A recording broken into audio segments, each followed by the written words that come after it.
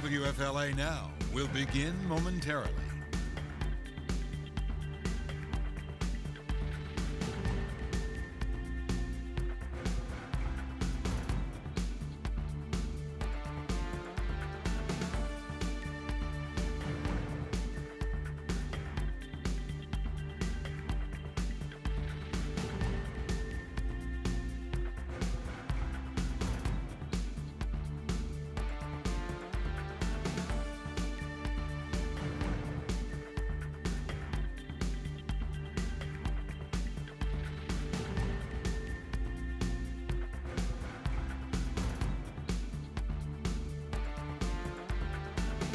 WFLA Now will begin momentarily.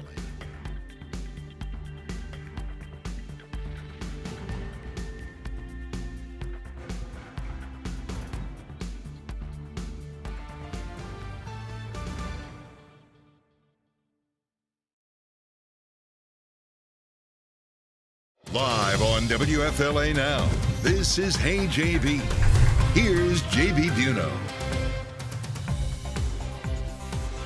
Unanswered questions after a tragedy near the Titanic. 5 people presumed dead. The Coast Guard saying from a catastrophic implosion believed to have occurred during the Titan Submersible's descent into the depths of the Atlantic on Sunday. We honor the fallen 5. We examine your top questions and look ahead to what this all means going forward here live on WFLA Now. Welcome back into the Stream Center, folks. I am not alone. Let's begin by introducing WFLA Senior Investigator Walt Buteau on Slider Cam. Walt, it's good to have you back, good to be back on stream. We've got a lot to chat about today. And then special guest, people wanted Mr. Mark Martin to return, and he is back here with us after a motorcycle ride right here in the Sunshine State. Mark, welcome back. Thanks. There wasn't a lot of sunshine out today. No, a lot of storms, I'm sure. A good amount of rain and clouds out there. I was soaked. I almost got soaked on the way in myself. So Walt, Mark, and I will be focused here, especially at the beginning of this stream. We're going to be joined by more guests over the coming hour plus. But what we're really going to be focused on are the top unanswered questions. We're going to ask you, folks, wherever you're watching from, whatever platform you're watching on, you can use any of the hashtags on your screen, hashtag HeyMark, hashtag HeyWalt, hashtag HeyJB, to punch in the number one question you have. And really, feel free to give it some thought, because we're going to start to animate them on screen in the coming minutes, but really give it some thought. What is your top number one unanswered question? Mark, you've had a chance to get a good night's sleep, I hope. I did. So did I. Walt, you get a good night's sleep? Mark, what's you're a pro's pro now. You bring 47 years of experience as far as deep sea stuff to the table here. Deep sea exploration. You're a former U.S. Navy submariner. What is your number one unanswered question? I think the number one question is probably the number one question in the group of people that does underwater exploration for a living, and that is what failed. What failed? Obviously, we know there was an implosion. But what caused the implosion? And we don't know. We speculate, because that report is still unconfirmed, that they were having some issue before they lost comms because they were trying to drop weight.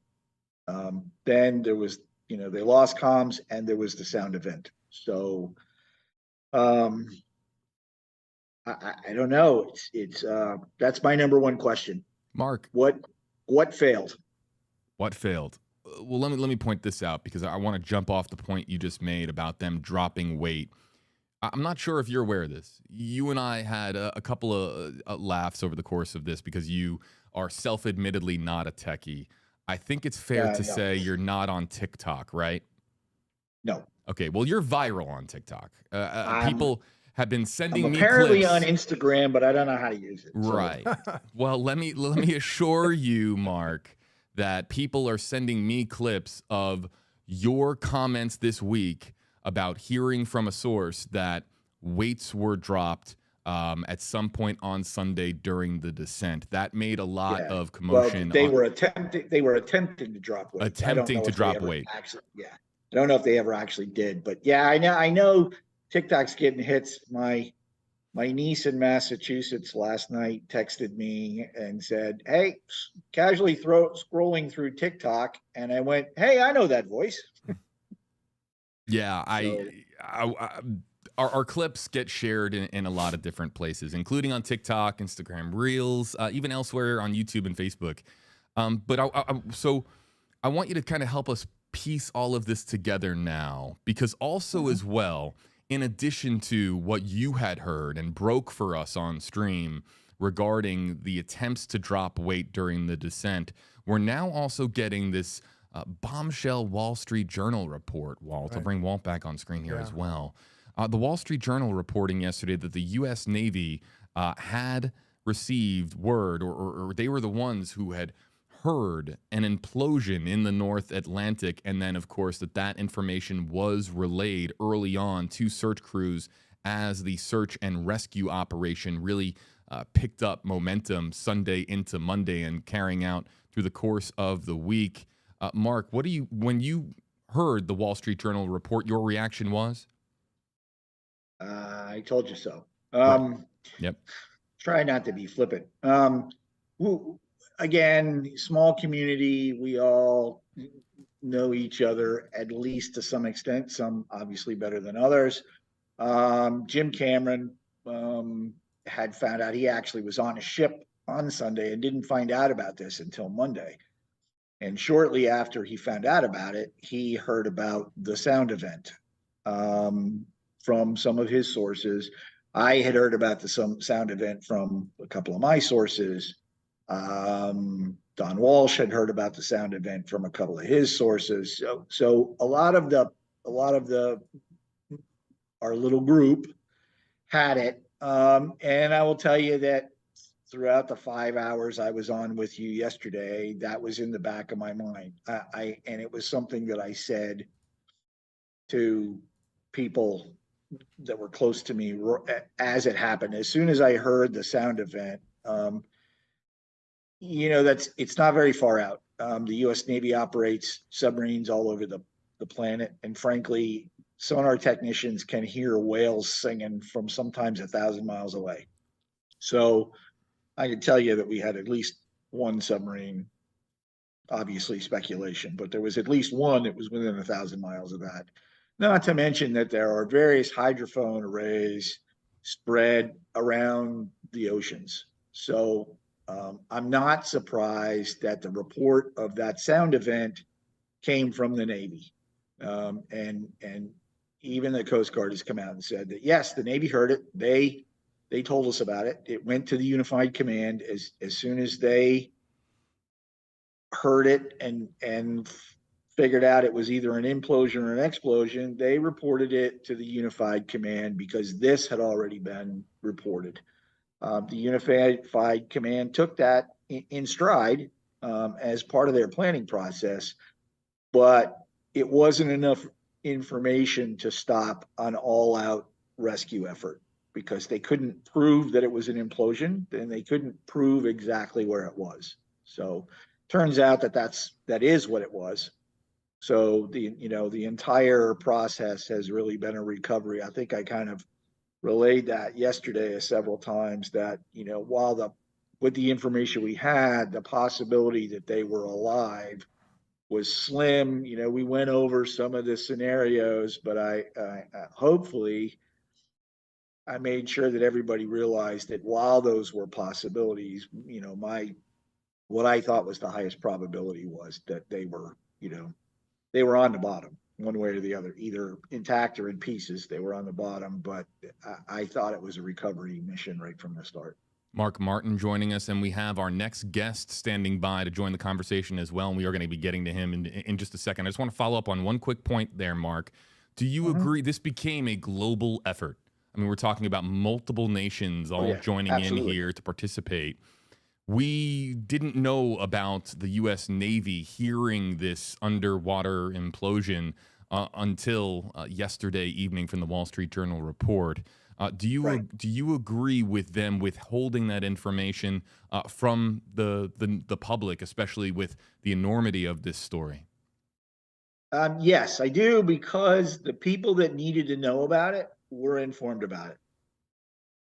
The unified command of the response effort for the downing of this vehicle was notified immediately. They needed that information. It was not going to do the general public, even though the fact that a sound event had happened had been leaked, and I'm as guilty of that as anybody else. There are not everybody needs to know everything all the time or immediately. There are other aspects to consider. Were they looking for it? Yes. The Unified Command knew about it. Was it something the Navy needed to publish to the general population? No. Frankly, they handed the information over to the Unified Command, who decided when they were going to release that information, and that was their job, not the Navy's. Mark Martin joining us on stream, and let's welcome in the stream center here, WFLA's Jeff Patterson. Jeff is the one who introduced. We have Jeff to thank for Mark's 5+ hours yesterday on stream. And that's amazing, actually. Thank you. You're in much, trouble Mark. now, Jeff. Yes, sir. You're in trouble now. Yes, sir. And I think we've established how I'm going to repay that. So, anyway, I can't thank Mark enough for participating in this. But JB, I also just came back from talking to another friend of mine who is Wayne Fernandez, who spent 30 years in the U.S. Navy on 6 different submarines. He was the commanding officer of the USS Skate, which was the 3rd nuclear-powered submarine in U.S. history. And one of the things I was talking to Wayne about is just what Mark was talking about, the Navy's capability of listening and how they were able to hear this rather catastrophic noise. Wayne was not surprised at all that the Navy detected what we now know to be the implosion of the submersible. And there's some things he couldn't tell me because they're still classified. But I asked him at what level or how closely will they able to pinpoint the location of where the sound came from. And that he couldn't tell me precisely. He would only say that they knew it was in the vicinity of the Titanic. He says that they knew something happened, but not exactly what happened. But as Mark just said, the Navy dutifully reported it to the Unified Command, so they had that as part of their operating knowledge. And I believe it probably helped them launch the ROV that ultimately then found the tail section and other debris, the debris field, that led to the conclusion that there had been a catastrophic failure of the Titan. The other thing that I talked to Wayne about was what caused the failure. And Wayne admittedly only knows what he has gleaned from watching coverage of this. You know, he's not as involved, frankly, as Mark is, because Mark knows people on board the support ship. But Wayne says it's not just one dive that created this catastrophic failure. It's the cumulative effect of deep dive after deep dive.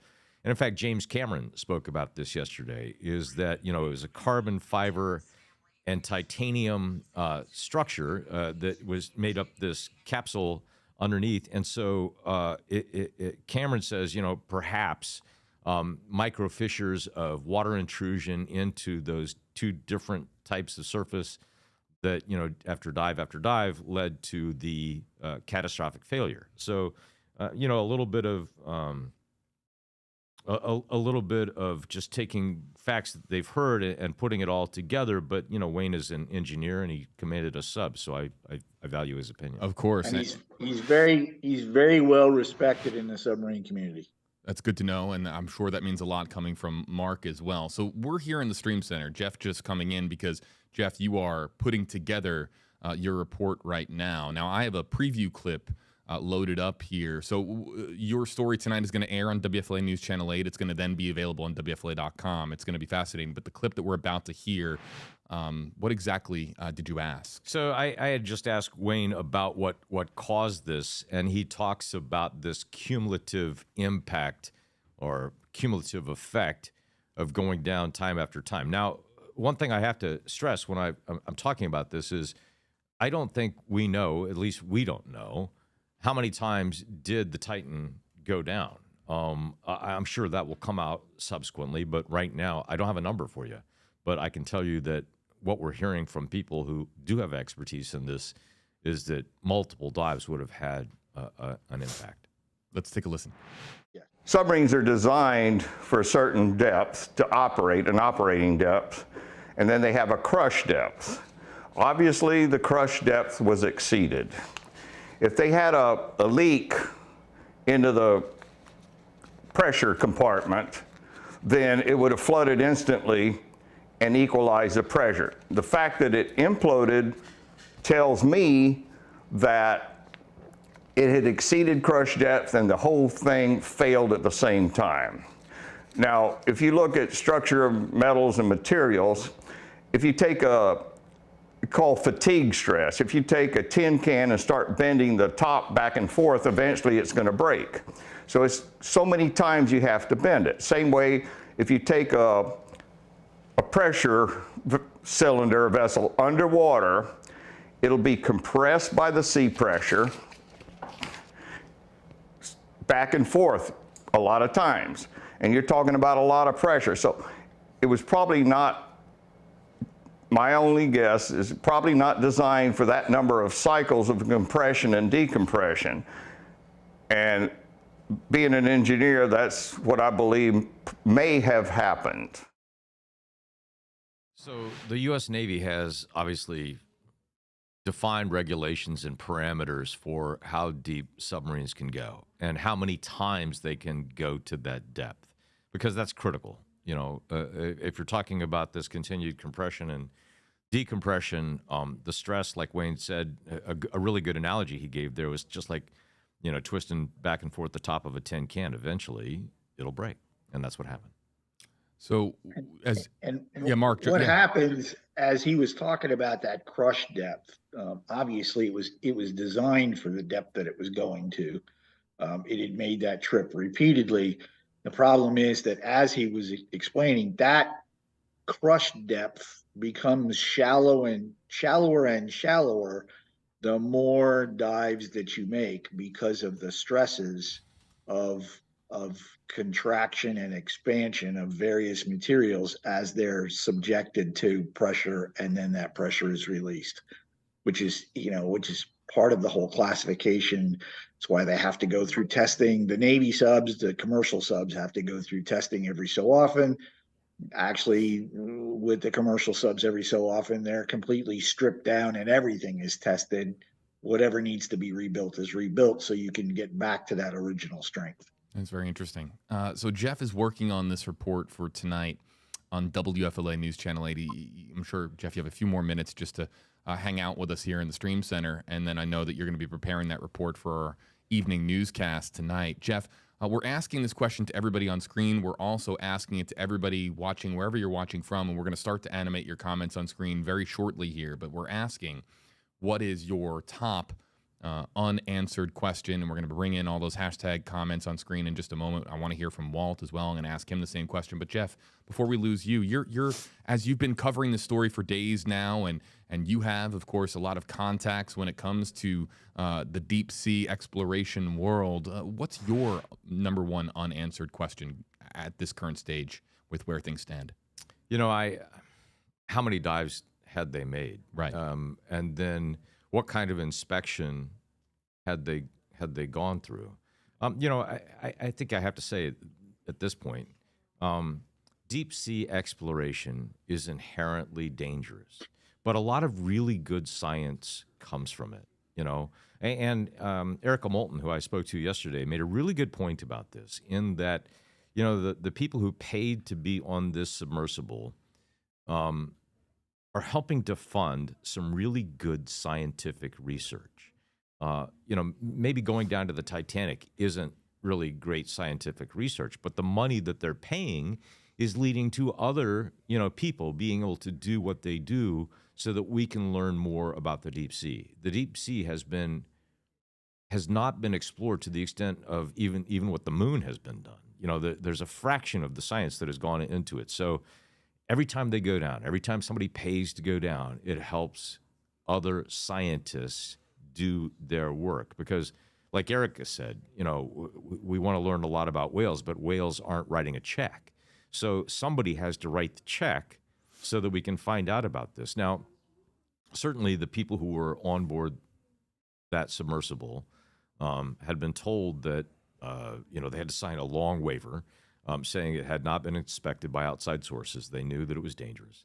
And so that kind of danger is there, as is, space exploration. But, I for one think we need people to do that kind of work.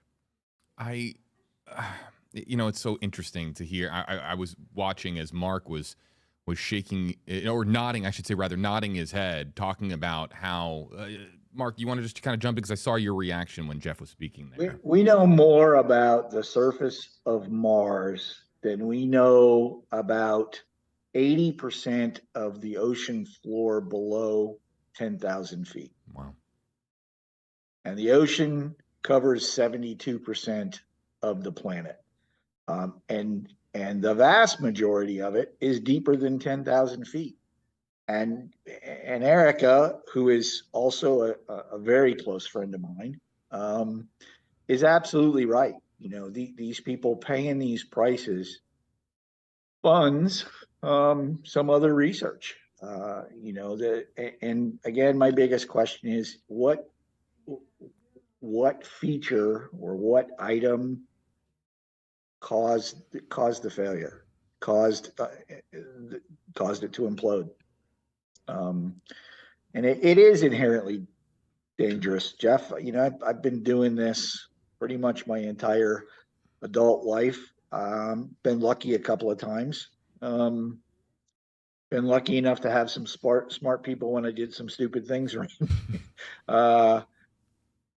It is inherently dangerous. There are ways to mitigate that, and that's maybe a discussion for later or and another time. I think that towards the end of the stream, what we're going to try to do is discuss exactly just how much is going to be learned from this, not just this week, but in the subsequent weeks, months, and perhaps years as more is understood about what went wrong down there. But we have to let Jeff Patterson go. Jeff, we really appreciate it. I promised I would get you out on time so that you can continue working on your report for our newscast tonight. Jeff, we always, I know Mark appreciates you. We appreciate you, of course, as well. Veteran here at WFLA for many, many years. Mark, veteran translates to old, but thank you. All right. Thank you guys very much. Jeff Patterson joining us here in the Stream Center. I had to get that dig in, didn't you? Yeah. Jeff, good to see you again. All right, sir. All right. Jeff Patterson, catch him tonight on your NBC station here in Tampa, Florida, WFLA News Channel 8. And then his report, you can find it afterwards on WFLA.com. Next up, Walt Buteau, WFLA Senior Investigator. Walt, your top unanswered question. I have to go with the what, when, where, why, how, and all that. And Starting, I know we heard, that we have the catastrophic sound, the implosion. We know, but I would like to know, and I even my wife talked about it. We talked about it last night. I want to know when it happened, with some precision, and then also where in the journey. I know we have theories, but I think that is the human element to me. Is that when. How far in, and also what sort of were there any signals we hear now that maybe they were dropping weight? Yeah. That was obviously a moment to, for lack of a better word, panic if you're in that vessel, I think, and hopefully, but you want to know, like I said, when did it happen, and where in the journey, at what point in the journey did it happen? So I'll share my unanswered or my top questions, and I have to. I've been thinking about this. I have to separate this by kind of my professionally from a journalist standpoint, and then from a human being standpoint. I'm going to try to answer this in two ways. from a journalist standpoint, from a reporter standpoint, I wanted to know, I still, of course, I want to know, how could this have been prevented? That is my number one question. We were talking a little bit about that yesterday, Mark. We were talking about different things that perhaps could have been done or things that could have been in place, and we didn't get too deep into and look, some news organizations and a lot of different headlines across the country, you're going to see a lot of people now coming forward now that it's the day after and saying, and sharing their experience. And by association, some people are pointing, fingers at perhaps this technology or this person or this design or this decision that was made, as far as the actual Titan submersible itself. I'm thinking about how this could have been prevented, and that's the journalist side of my brain talking. As far as just being a human being, I'm thinking about, of course, the families, the loved ones, but I'm thinking about, I can't help. It's almost a tick. I can't help but think about what the final moments were like. I can't. It's like it's in my brain. I can't help but think about if Mark, based on what you're hearing and their attempts to drop weight, and if something went wrong down there, the fear that set in, especially for the three people who were paying to be passengers on this journey. I'm thinking about how scared they might have been, especially 19-year-old Suleiman Dawood, who, of course, was there with his father. The NBC report comes out last night as well, talking about the reports that have come out since we were last on stream. Suleiman Dawood, according to his family, was terrified and, just to paraphrase, had hesitancy about going on this journey, but that he was going to be with his father. And let's not forget, this past Sunday, Father's Day. Right. And makes this all the more gut-wrenching and heartbreaking. I'm not entirely sure. This is going to sound like a dumb question, but I know that Father's Day is very much celebrated here in the United States. Right. I don't know if that's celebrated where. Whether or not that's a bit as big of a deal around the world as it is here in the United States. But here in the United States, Father's Day.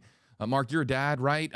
Walt, you're a father. Father's Day, I know, a special day. A made-up holiday. Made up. That's made not up. celebrated. Is that the holiday we're talking about? Yeah, No, that's a little salty. A little salty. Sorry.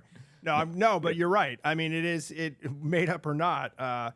It's a good question about, is it celebrated everywhere? But yeah, that adds that bit of just heart-wrenching sort of detail to this. Yeah, father and son. Can you imagine the Dawood family over the course? I think to go to both of your concerns, Walt, your concerns are when and where.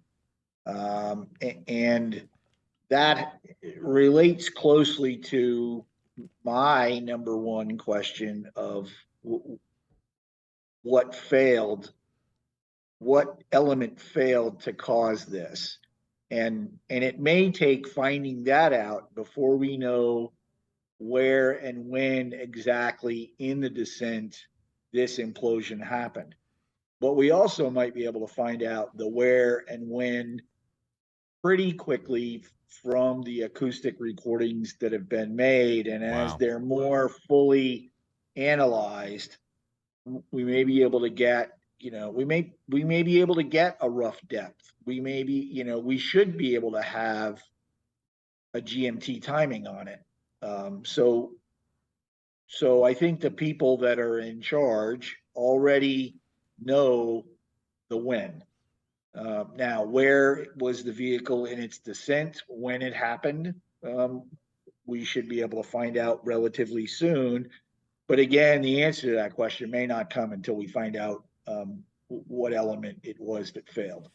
Mark, out of curiosity, and I say situations like this, I don't know if there are many, but I've covered.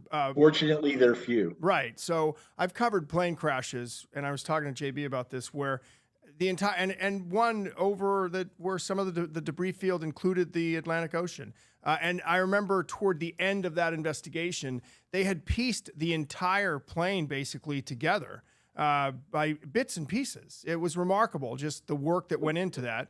I'm sure some public folks would have found things on the shore, given them to the NTSB. But in a case like this, where the debris field is underwater, does the investigation involve piecing it together so that we can determine the why in this case, what failed? Yeah, JB and I had a discussion about this yesterday, and that's kind of exactly what I explained. Is very much like an aircraft crash. Those ROVs are going to go down. Now we know they're in pieces. My presumption, based on my experience, is that the vessel that's going to do the salvage will probably be putting recovery baskets down, which look like shipping containers that are cut in half and made out of mesh. They'll lower them down on the crane. The ROVs will pick up the pieces that are small enough for them to pick up. They'll hook up the crane to the larger pieces.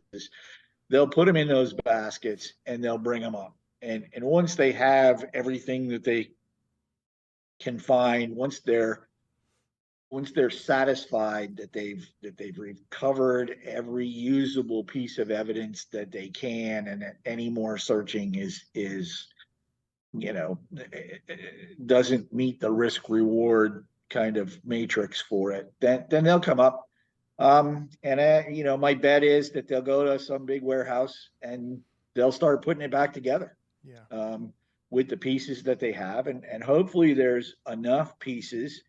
And maybe if there aren't enough, maybe if there is a particular section missing, that might actually be the clue to, oh, that's what failed. That's why it's not here. Because that's interesting. That's the element that gave up. So now it's in such small pieces, we're never going to find it. So and that happens with aircraft as well. Oh, we have everything from this wrecked airplane except this part. And it would make sense that if this part was missing, then the plane crashed. So it's kind of the same mentality. They're going to go through a very similar process. To JB's question of how long were they panicked? Three of them really didn't have much idea of what was going on or what to expect. So how long was it before they decided they needed to drop ballast to the point of implosion? Maybe that was a minute and a half. Maybe it was 4 minutes. Maybe it was 20 seconds. We don't have a timeline yet. If it was less than a couple of minutes, those three probably didn't have time to get into a panic mode because they didn't realize how dire the situation might have been. Okay, they know that we're trying to drop ballast, but okay, we're supposed to be able to drop ballast. So by doing that, maybe we fix what's wrong. And then, at some point in the relatively near future, it all went dark. So, there's a good possibility that they may have been concerned, but not had time to get into panic mode yet. That's what you hope anyway. Yeah. Speaking of hope, I hope that for these families, I hope that something, the tiniest of memento, any trinket, any item, any object could be salvaged from the bottom that would give any comfort to these families, a certain belonging that they had on them, anything at all. But we'll talk more about salvage, and we'll talk a little bit more about the process going forward, the investigation. We want to open now our #HeyJB, Walt and Mark Q&A, if you will. But really what we're going to do is we're going to start by asking you now at home, wherever you're watching from. You can start punching it in now. Your top number one unanswered question. What do you want to know about this? There's reports coming out left and right. There might have been reports published in the last 25 minutes, really, since we've been on stream, 25 minutes plus, whatever it's been. Reports are coming out from all over the place, globally, international media, all now, publishing different things. We're trying to keep up with all the reporting that's being done out there. But folks, what is your number one unanswered question? Walt, as I look for some comments, anything that catches your eye? I would like to ask one more question of Mark. So in an implosion situation, what sort of damage, other than the vessel breaking apart, are pieces destroyed in an implosion situation? Oh, absolutely. If you think about an implosion, it's the exact opposite of an explosion. All that energy is in the center in an explosion, and then it bursts apart because there's less energy outside of it than there is in. An implosion is different. All of the energy is on the outside, so when that pressure hull gives, it all rushes in. Maybe a good analogy to this is when submarines shoot torpedoes at ships, modern submarines, modern torpedoes, modern ships. They don't shoot that torpedo to punch a hole in the side of the ship. What they do is they shoot that torpedo to explode at some distance under the keel of the ship.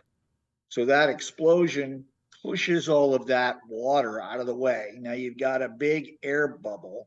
Wow. And the energy of all of that, right? So now the middle of the keel sinks because there's not as much pressure under it.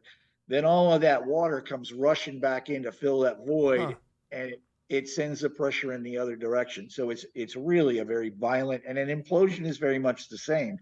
Shreds and shards of equipment and parts of the hull are going to be, flying at each other. Let's get to the first question that we've got on screen, because it's one that I've seen multiple times. And David Pogue, who went on this journey, went aboard the Titan Submersible and reported on it for CBS News. Dreamcatcher wants to know, #KJB, #KMark, #KWalt.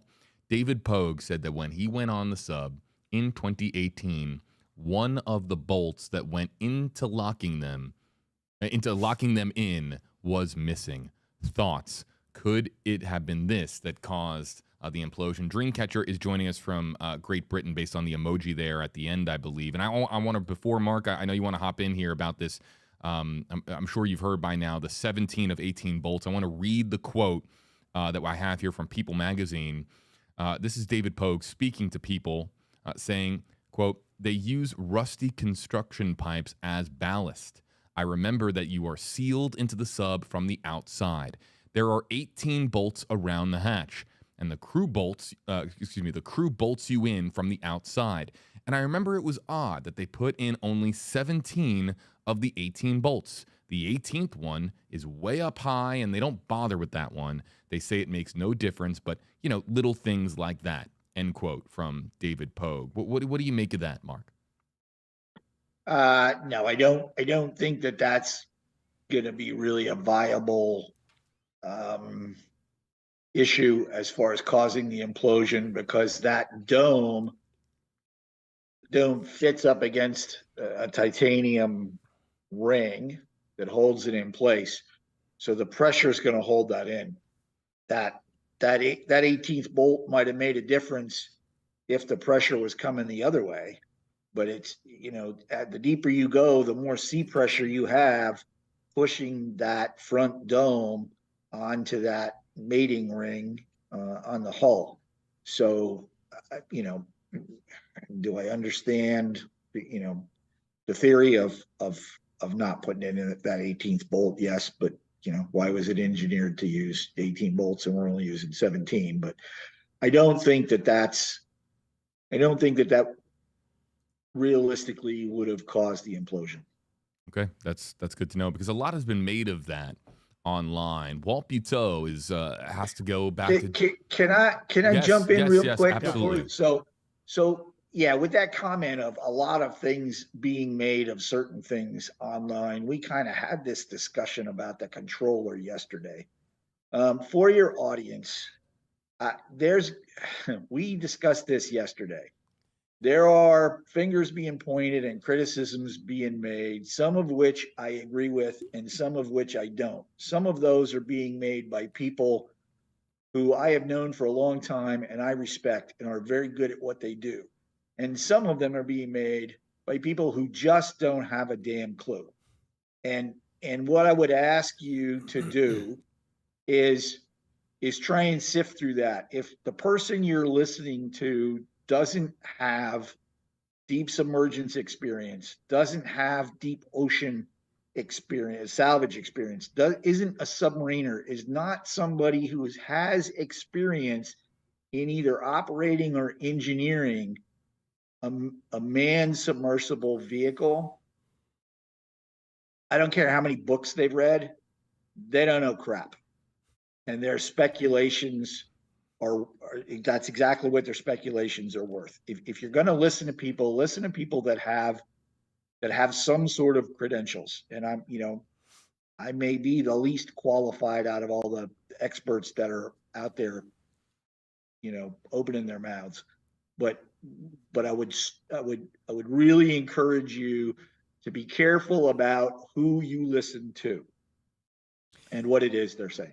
That is great advice. We're just nodding. We were nodding over here. For the internet in general, it's because you're right. I mean, and I'm obviously not an expert in this or in much of anything, and we that's why we go to experts. But yeah, it must be galling to you to see this with the experience you have. And we're not going after Dreamcatcher here. No. In fact, we'll put Dreamcatcher away. We'll come back to comments and yeah. You really have to. That's not a slam on any individual. No. But that I've you seen have so much stuff online that's like, yeah. Oh my God. And it's not, and it happens with other stories as well. Where I'm not talking about questions necessarily. I'm talking about blatant statements where people say things and you have to take it with a grain of salt, especially with something like this, unless, as you said, they're an expert. And I would advise the same thing on other news stories. And let me provide some context here. It's called the armchair expert, right? I mean, that's a term that is thrown around quite a bit. But there's so many of those. A lot of it now is click-seeking behavior as well, and people that are looking to gain an audience, and people that are looking by throwing out what claims to be some expert theory or opinion, or to Mark's point, I read this book, I know about this, and as Mark is saying, with certain subjects, certain topics, maybe reading a book and understanding gives you really quite a good amount of knowledge to be able to speak on that subject. But Mark, if to kind of summarize your point, what you're saying is if you haven't been down there, you just don't know. Or if you're not, and I know plenty of engineers whose opinion I respect, who've never actually set foot in one that was underwater. Right. They might have sat in it on deck, and I respect their opinion.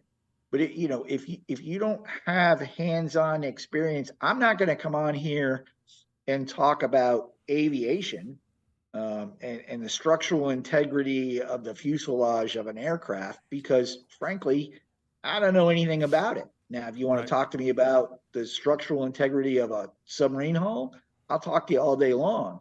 But that's kind of, just because I read a book about something, it needs to be the people that do this kind of stuff for a living or have done this stuff for a living in the past. You're not seeing Tom Detweiler and Don Walsh and Jim Cameron and some of those other guys out there tweeting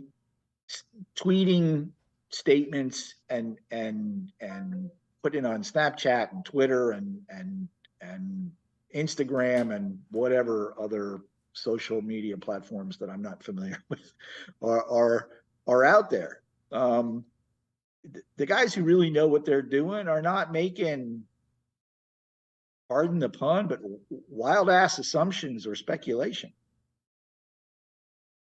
Well, I know you wanted to hop in. So I've got to run here, JB, but I do have one question. And by the way, I love experts and I love this show because I learned something when I sit here. Yeah. Like today. That's how I feel every day. I am obsessed with Mars, like to the point of my children don't want to hear it anymore. I really am.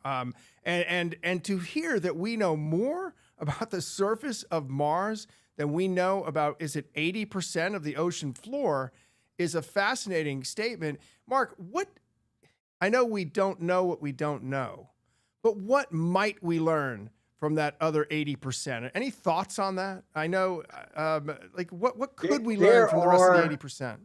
there are dozens of species of marine life that we discover every year. This is 2023. Wow. It was 8 or 9 years ago before we ever saw a live giant squid in the ocean.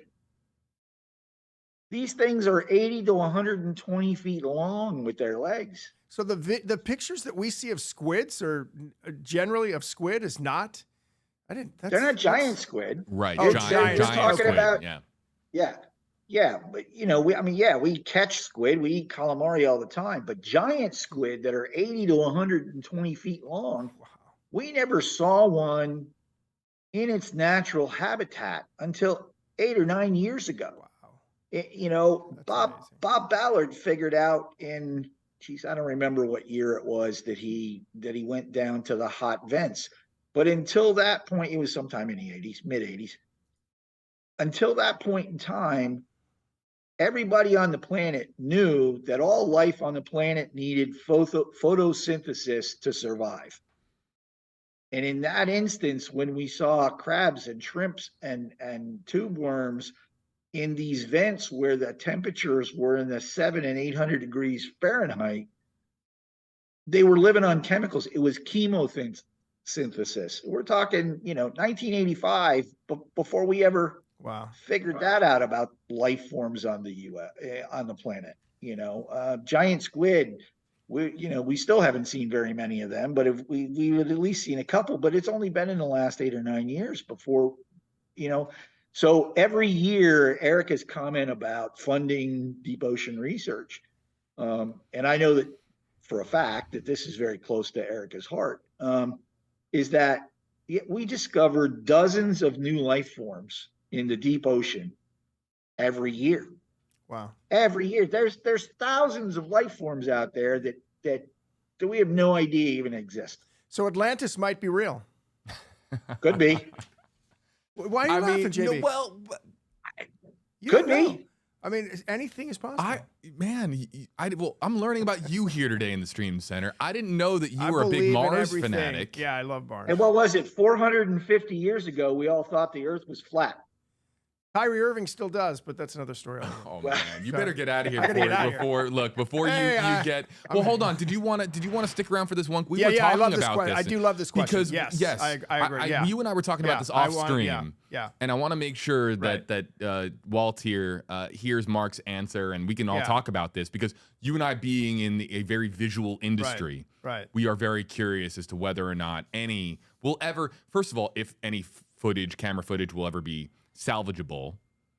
And also, would it ever see the light of day? I would imagine, of course, it would be part of the investigation. But to the idea of camera footage being recovered is the question, the hashtag KJB question from Eric Peterson in our comment section. What do you have to say to that?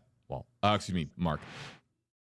That actually, I think, is a two-part question. And question number one is, if the camera was inside the personnel sphere, I doubt there's going to be anything salvageable from it.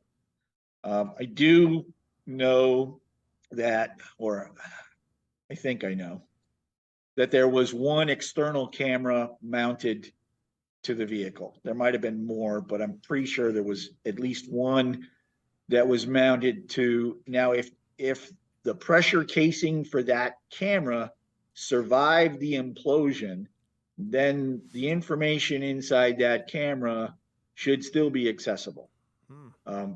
That's a big if. I don't know how big the pieces are. I don't know what's been. They've been recovering now for a day, so I don't know what pieces are on deck. I don't know what pieces are in recovery baskets still sitting on the bottom. I can tell you that if they find a camera that's in an intact subsea housing, that ROV is coming to the surface as fast as it can and getting it on deck so that whatever's inside of that can be processed. JB and I were actually talking about, and my fascination or not fascination, my curiosity into the ROV operator. First of all, is it one person operating the ROV? And then what is the moment like? Right. Whether we see the tail, whether we I see have the a video, lot of experience with that. whether we see the tail video or not, eventually, I don't know, because I'm sure there's video of that. But what is that? Probably will. We probably will. I figured that. What's the moment like? Even as the ROV operator, you're hoping probably for the best, but then you approach it, and it must just be a expletive Right. filled We were moment, talking like, about When I made the transition from predominantly manned vehicles to predominantly ROVs, work class ROVs typically have a 3-man crew that works 12-hour shifts. So you'll have 2 pilots, pilot technicians, and a supervisor. One of those pilots flies the vehicle, controls the movements of the vehicle. The other, the co-pilot or the other pilot technician, is monitoring the screens that the pilot, because there's so many screens, the pilot can only watch so many. He's focused on making sure he doesn't get the tether wrapped around something, or he doesn't run into something, or he doesn't hit the bottom, or whatever. And then the co-pilot is monitoring the other screens. He's monitoring the sonar as well as the flying pilot is. And he's also going to be the guy that typically that operates, if they're going to use both manipulator arms. If the flying pilot's really good, he's going to fly and operate one of those arms, depending on whether it's a 5 or 7 function, really technical stuff. The other pilot is going to operate that arm, and that's what they're going to pick up. And I search for shipwrecks for a living nowadays, and I can tell you that every time, and I'm the offshore manager or the salvage master, so I'm standing behind the supervisor, but I'm looking at the same screens, and I'll tell you that I get this, pardon me, the same feeling now that I got the first time, and it's a wonderful feeling. It's a your heart races. We found it. If you're looking for something and you actually find it, and that going down, I'm looking for something, and my chances are 50-50 at best that I'm going to find it. 50-50. And then it comes into my camera shot. Yahoo! JB, Followed, I gotta run. Typically, it followed in an instance like this, followed by oh crap. Yeah. Okay. But great. Right. Outstanding that we found it, but it's in pieces. Yeah. Mark, I just want to say I appreciate you substituting that 4-letter word for some other 4-letter words that you could be saying Which on probably is stream the actual here. one used. There are a lot of people out there who know me who are watching. That's the biggest comment I have got from this podcast, is that I can't believe you can go more than 27 seconds without being bleeped. Because that's a really rare occurrence. One of the others on this, one of the other people on this stream may also have friends who would suggest the same thing when I'm on TV, but I just gave it away. Mark, it was great meeting you. Fascinating, man. I really fascinating. What you do actually for a living, I find fascinating, even though I am obsessed with Mars. But your expertise in a situation like this is appreciated, right? And really, oh my God, as someone who loved Jacques Cousteau, and those adventures. Meeting Captain Cousteau 3 times were 3 of the highlights of my life. It really was. And awesome. Walt, I thank you. I lived in Tampa until last September.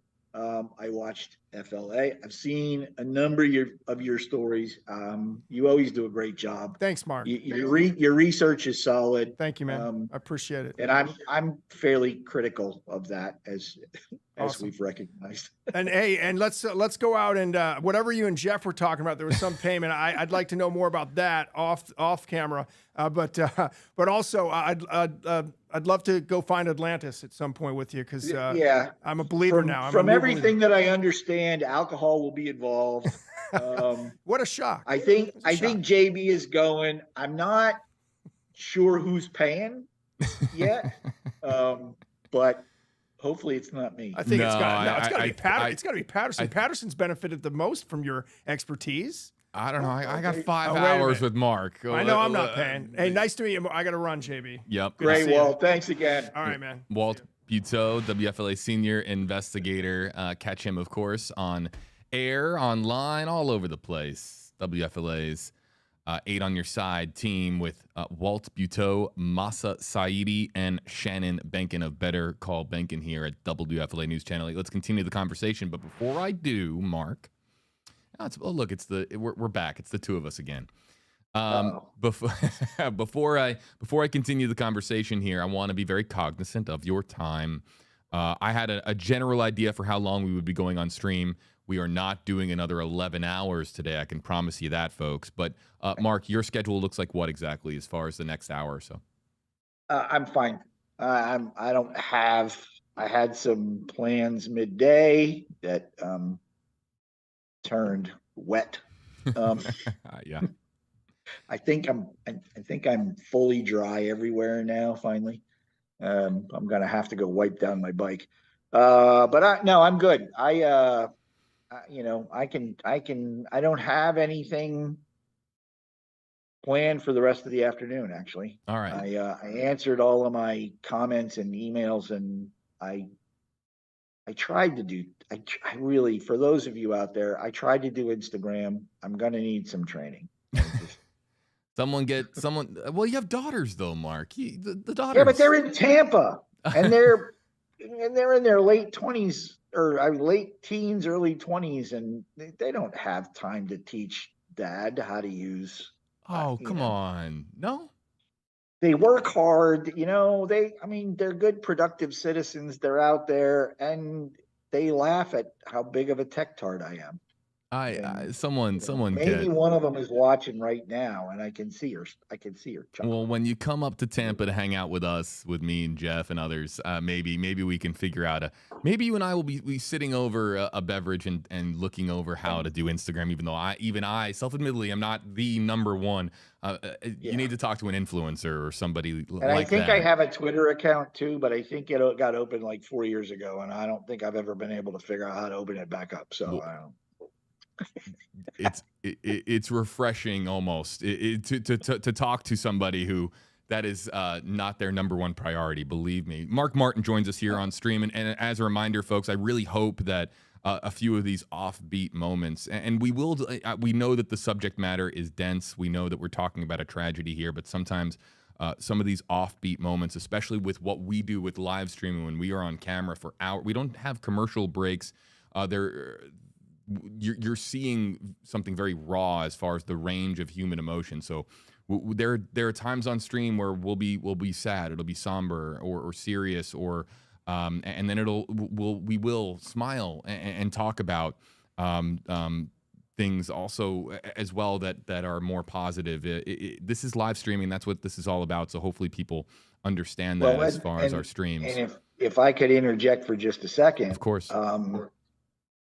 But my personality at times during this somber event may seem flippant, but I will tell you that all of my submarine brothers that are watching this, and all of my deep submergence brothers and sisters that are looking, and we do consider each other brothers and sisters, because it's a very tight community where you have to have the ultimate trust in the other people that are in that vessel with you, because literally everybody's life depends on everybody else. The way that we deal with this kind of stress is that we joke. It may seem a little, it may seem a little morbid, but I will tell you that any submariner that you ever meet is gonna have a sense of humor that's a little different than everybody else's, and part of that is that's how we deal with the stress. Is you have to find something that's going to make you smile, otherwise you're going to cry. So please don't take my attitude as flippant. It's just the way people like me deal with these kinds of situations. Yeah, and it's only natural over the course of, again, Mark was on stream with us yesterday for 5+ hours, which, again, and I'm going to tweet some more about this later tonight, about a little bit more about behind the scenes of yesterday and how everything went, because our coverage reached a lot of people. But Mark was originally scheduled to be with us for an hour and took an additional 4+. And even there was a cable news network that I'm not going to name, but people who remember from yesterday that you didn't appear on, right? Something happened where, and then you're I did the first time. I didn't appear the second time. Right, and you just came back to us. They were too late getting back to me. And then you came right back here. Yeah, because they were. I knew you were coming back on, and they were late getting back to me, so I clicked on, and about 5 minutes after I clicked on with you, they called me and said, "Okay, we're ready." And I said, "Well, sorry, well, you're late." I will try to get you out in time today for happy hour, sir. So what we're gonna do? It's raining like hell here. I'm not going out again. I have good scotch and nice food in the refrigerator. I'm not going. I'm not leaving again. I've already been soaked once. I'm in for the night. I'll tell you what, Mark. Let me explain to our audience and you what's going to happen. Okay, I just booked one more guest, a legal expert, and I'll just say it's a legal expert, and you'll be able to find out more at 4 o'clock. At 4 o'clock, a legal expert is going to be joining us, and it's a legal expert that our stream audience will recognize. And we're going to talk about the legalities of this going forward. Now, Mark, you are invited to hang out for that conversation, or if the whole legal side of this story is not really your cup of tea or your other beverage of choice, you are, of course, more than welcome to say farewell. So it's totally up to you. I will probably hang out for at least part of it, because I actually, because I do commercial salvage for a living now, I actually am pretty interested in some of the legal aspects of what's going on. Well, so then you are. I might learn something. Our Zoom room is always open to you, sir. So here's what we're gonna do. Let's go back into now the subject matter of the stream. Mr. UC, comment has been up for maybe 10 minutes. We need to get to this one next because it pertains to what we were just talking about. Mark, you and I are going to do about a 45-minute just answering people's questions or doing our best to, or at least spotlighting their top unanswered questions. And then we will, of course, bring on a legal expert and friend of the stream onto the program as well. So let's go now back to the hashtag HeyJB and Mark questions and comments. Mr. UC, it says, based on, again, the conversation we were having about video down there and perhaps video and cameras documenting the moment or what happened during the descent on Sunday. I'll read the comment. Mr. UC, it says, hashtag HeyJB, I know it's early in the investigation. Has anyone mentioned searching cloud storage for images or video? Now, is video being transmitted up to the surface because that's the only way that it would be stored remotely? No. ROVs typically stream live video up to the surface. That's how they're able to fly them. But it's also how they get their power and how they can stay down for days or weeks at a time. Manned vehicles don't have a tether. So without a tether, while there are some technologies in development that hopefully will allow transmission through the wireless transmission through the water column, those technologies do not yet exist. So there wouldn't be. That's why you're going to have to find the SIM card. You know, if that exterior camera is still intact and still in its pressure case, then hopefully you can pull the memory card out of that and process that. But again, if the pressure casing has imploded as well, that's probably not going to do you any good. But there's no way to get it to the cloud. Okay, that's of course very useful. I've just confirmed. So let me explain. Another 40 minutes of 40. No, it's going to be 45 minutes of spotlighting questions and comments, and then we're doing 30 minutes of the legal side with our legal special guest coming up at 4 o'clock. So our streaming coverage today will end at 4:30. We would go longer, folks. Please be understanding. We did nearly 12 hours of commercial-free coverage yesterday, so we're doing our very best to bring you this Friday edition to go over the unanswered questions and where this goes from here. Oh man, there's so many there. Okay, Brittany wants to know #HJB. Will the video be released of them finding the parts? Walt was talking, but you said, yeah, you think the video will be released. Yeah, at some point. I don't think you're going to see, you might see some pretty generic video clips that are released before the end of the investigation. But I think any of the video that's really going to tell you anything, any of the video that's going to be graphic, you're not going to see, at least for some time. I don't think you'll see any of the graphic video, if there is any. But hold on, may I interrupt for a second? Because this also is comparable to, look, it's on a global level, and I get that this is a massive international story, but if there is pertinent video from a sheriff's office here in Florida, you might know this, Mark, of course, as well, being in Florida, they will blur that video or pixelate that video if there's anything that's insensitive, but they will still release it. Could that be also possible if there is something that the public shouldn't see? It's possible. Yeah, it's possible. It's all gonna, any video that the investigation team deems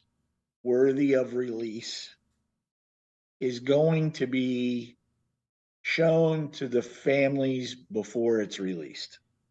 I mean, unless it's just, super generic. And there, as a courtesy, because this is so high profile, as a courtesy, I would expect the family members are going to see any video before we see any of it. But most of this video is going to be simply, and I'm sure, for me, my attitude towards it's a little bit different. It's not as interesting for me to watch them picking things up off the bottom as it is. I can't imagine why. Because it doesn't matter whether, it's a piece of this or a piece of that. It's a piece. I got to pick it up. I got to put it in the basket. It's going to come up. When it comes up, I'll probably be interested in what it is. But, for me, and again, it's because of what I do, my attitude towards that's a little bit jaded. I understand where watching an ROV's manipulator arms come out in front of it into the cameras and pick an object up off of the ocean floor would be exciting for a number of people. It's just not for me. Right. I get it. Because this is your field of expertise. You've seen this. I can't even imagine how many times. But if there was tens of thousands of hours of doing that, if there was video that came out showing the arms in front of the unmanned, again, that's ROV, remotely operated vessel. If it's coming out and we're seeing the arms picking up pieces from the bottom, of course that circulates around the world, millions of views. That video might come out very quickly. Really? Because it is relatively generic. So, as long as it's not a critical piece of the investigation, and this isn't a top secret spy plane that crashed. It's not a military vessel that sank. There shouldn't be anything secret about this investigation. So I think that you'll see a lot more video and a lot more information available to the general public than again, if this had been a military vessel or craft that sank, because then nobody's going to see anything until it's over, and then it's going to be washed pretty well. Well, you're speaking my language, because people who watch WFLA Now enough or watch Hey JB enough to know that I'm a crusader for transparency. especially when it comes to our legal system and having cameras in courtrooms. I speak out about that quite a bit, about how there should be transparency. Not always. I understand that protection should be in place, but I am all for transparency. So without going on a rant, you're speaking my language, Right. Mark. Let's get to the next question. We've got all these questions, by the way, are coming in from multiple platforms: Facebook, Twitter, YouTube. We're going to try to get as many platforms involved here. So wherever you're watching When I from. was watching the replay from yesterday on the side of the screen, I don't understand how you can read any of that stuff. It was so fast that It's not always that fast. Mark, you're popular. Let me just allow me to share that you are a popular guest. Somebody just commented a moment ago wanting to know if you could stream every day. That's how people are. I think can it's I get fair paid for it? let me go talk. Let me walk about 80 feet in this direction and go talk to the powers that be here at WFLA and see if that's something that we can arrange. No, but in all seriousness, your authenticity is what is really resonating with people on stream, and I know That's great. That's greatly appreciated. It's just, it's just the kind of guy I am. I'm not, there aren't any errors.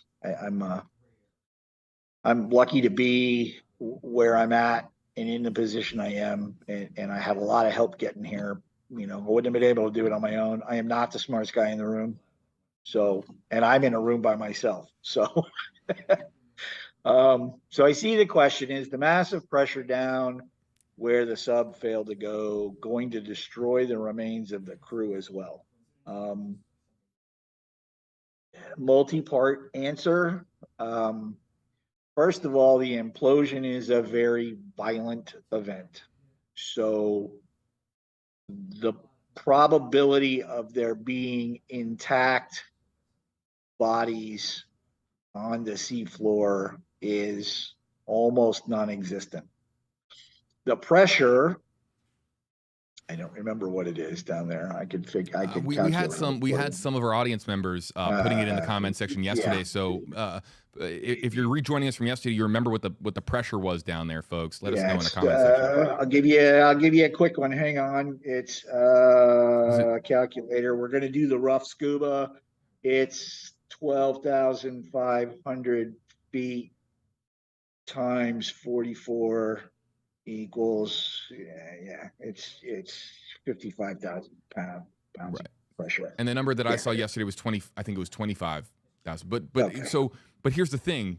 I think people are also because I put in feet and I should have just no, but also too they didn't. An idiot. No, you're not an idiot. They didn't make it all the way down too, so their depth would right. Have but been, where they're at now is at 12,500 because they didn't make it all the way down before it imploded.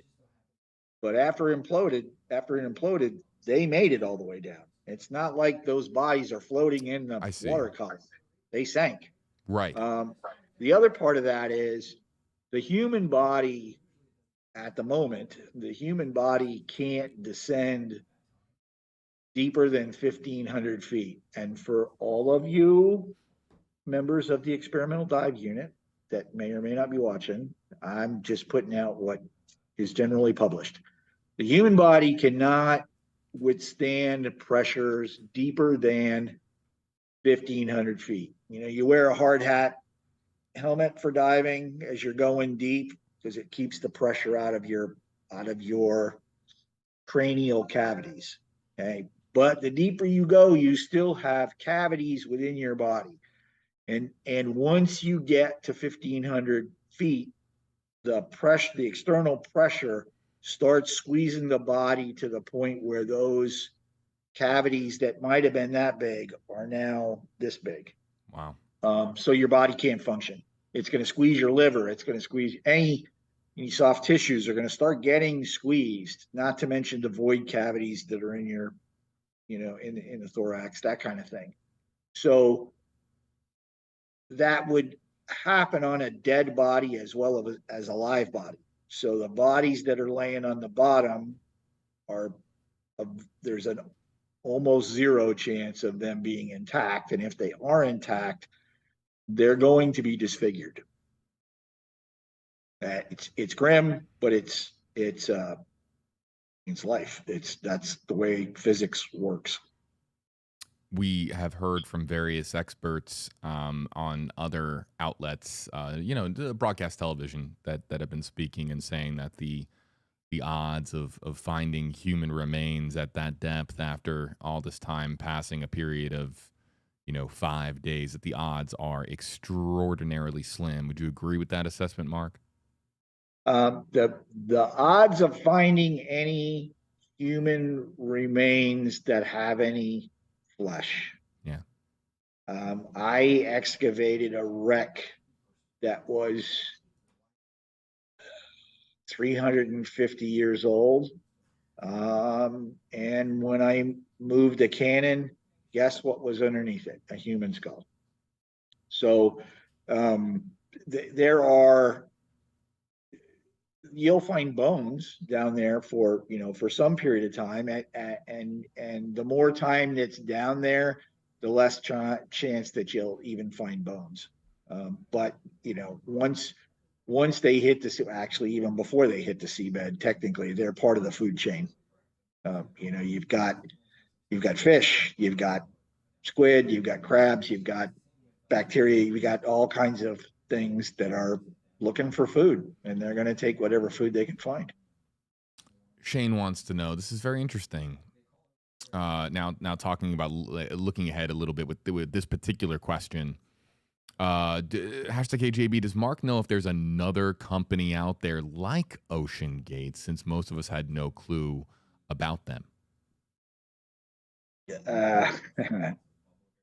Again, a multi-answered question. There are several companies out there that build commercial deep submergence vehicles, both for the tourism and the scientific industry. 3 of those 4 companies I have very close contacts with, and they are all top-notch. Their safety record is impeccable. They have all had the required inspections and classifications and all of those things. Are there people, possibly companies out there, that are building backyard submersibles? That was a pretty popular thing for a long time. When manned submersibles kind of fell out of favor for ROVs, back in the 80s and the 90s, manned submersibles are coming back because scientists have realized that instead of looking at a 2D screen, if I can actually get down there and look at that reef in 3D, or look at that, whatever I'm looking at in 3D, plus also have my other senses about me, the information that I gather is significantly better than looking at a 2D monitor with a feed from an ROV. But during that period of time, there were a lot of people that built backyard manned submersibles out of old propane tanks, out of, anything they could find that was in, and that whole propane tank mini sub thing was really popular. I mean, there were hundreds of those things made. No certification, no, and it was 2 guys and a welding machine, and in a backyard. And now they're not going down to the Titanic with that. No, they're not going down to the Titanic. They're going maybe a couple of 100 feet. But for the average guy who's never been deeper than 10 or 15 feet in the water and snorkel, or maybe 50 or 60 feet in scuba gear, if I can go down and spend 3 or 4 hours at 300 feet, that whole explorer thing in them gets satiated. What was the propane tank submersible that was made? Was that here in Florida? I'm asking for a friend. They were all over the place. They made them in Kansas, for God's sakes. They were made everywhere. They made them in Europe. They made them in Asia. They made them in the U.S. They were made everywhere, because once the first guy made it, and it wasn't that hard for everybody to copy what they wanted to do. Are there companies out there that are making vessels like OceanGate? Not that I'm aware of. quick PSA, please use your propane tanks for your July 4th grill out and not making underwater. We're talking about like the 500-gallon propane Right, tanks, no. not the little, but yeah, it was quite popular for a while. Let's continue to go through some of the questions and some of the comments while we have another half hour answering those questions and comments. At least, no, we're going to continue beyond the half hour, but we're going to switch gears a little bit and talk about the legalities of this with our legal special guest coming on at 4 o'clock Eastern time. Wow, that question. I mean, let me just bring this up just to make a point. I'm going to bring up this comment just to bring a point. Mr. Big Papa asking to both of us, are prices for this next excursion going to rise due to this event? I don't know if prices are going to rise. I don't know. Is this it for OceanGate? Yes. Yeah. So people who I don't see it. I don't. And I spent yesterday not doing any speculating, not doing any finger pointing, not doing any criticism. I don't see any scenario in which OceanGate, from a business standpoint, can survive this event. They have a couple of other subs. They don't dive nearly as deep as Titan. They do science and some tourist excursions. But are there still going to be some people willing to get inside of an OceanGate sub? Probably. Are there going to be enough of them to sustain a business after the publicity that's going to happen from this event? I can't imagine that. And that has nothing to do with the legal consequences that may or may not happen from this, which we'll get into at 4 o'clock. Right. A reminder, among the five, Stockton Rush, CEO and co-founder. So their CEO deceased in this tragic event, and so as far as OceanGate's future, I don't think that this question is really much answerable. I don't think that OceanGate's future looks very, very bright, to say the least, folks. Now, on the other hand, maybe another answer to this question is those companies that we just spoke about that are still that still build both tourist and research submersibles. Are they going to take a bit of a hit for a little while? That's from the civilian side, probably. From the science side, I don't think there's going to be any institution that was thinking of buying one of their vehicles, and this is going to change their mind. Again, because they follow all of the accepted procedures and processes that have been laid out by the IMO, by MTS, by all of those. So I don't think it's going to affect that. Will it slow down their tourism business for a little bit? Yeah, maybe. But from a legal standpoint and an insurance cost standpoint, I don't think those other companies are going to be significantly affected by this event. Mitch Flicks, right on point here as far as, do you think this will change regulations for diving to the Titanic? And let's be clear, this, and Mark, you correct me if I am wrong, but to my understanding, this, with what happened to the Titan Submersible and this particular dive, this dive and what went wrong, I mean, we don't know if it has anything to do with the location or anything to do with the Titanic. This catastrophic event could have occurred anywhere. Yes. So that's my belief. I don't think the fact that it happened over the Titanic has no real bearing on what happened to that vehicle. So an eerie coincidence. It could have happened anywhere. It could have happened off the coast of Florida. It could have happened in the Bahamas. It could have happened off of Maine. It could have happened off of Hawaii. It could have happened anywhere.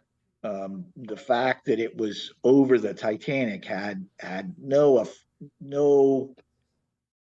real effect on what actually happened to that vehicle.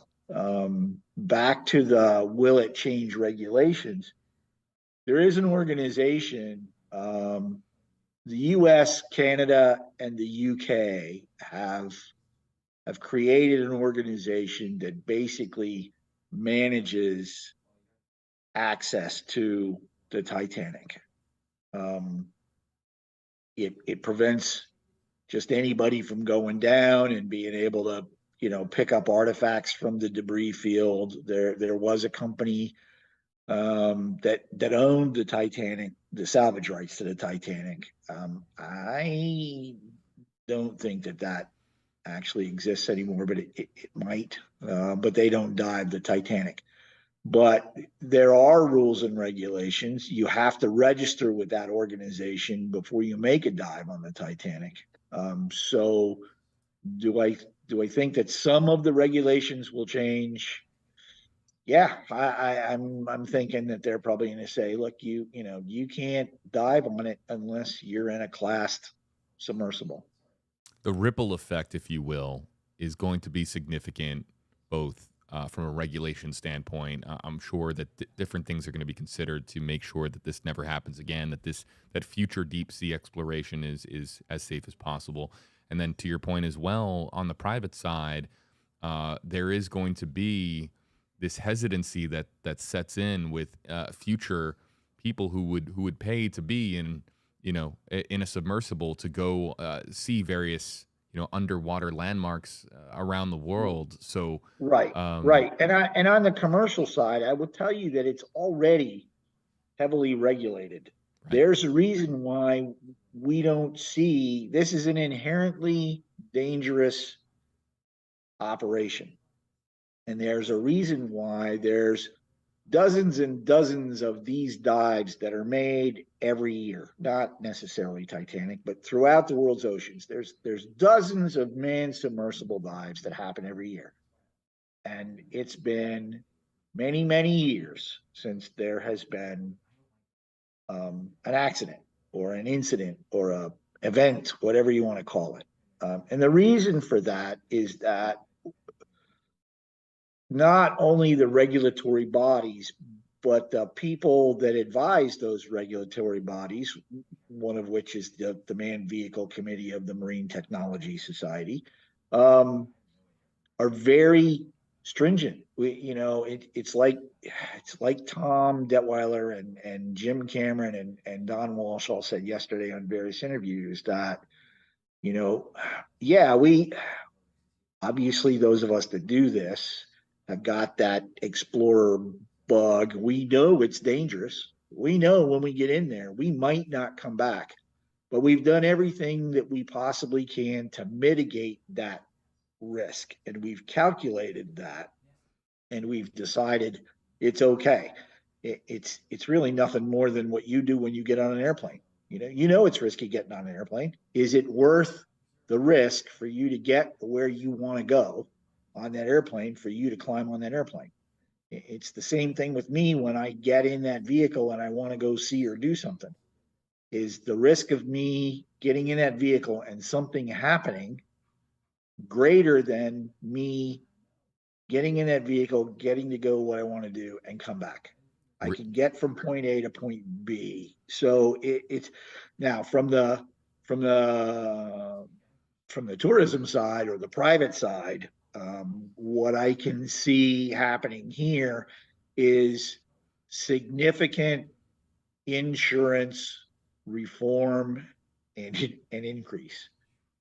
You're going to have to, the insurance companies are going to say, you have to have this, this, and this before we insure you. And I will make this comment.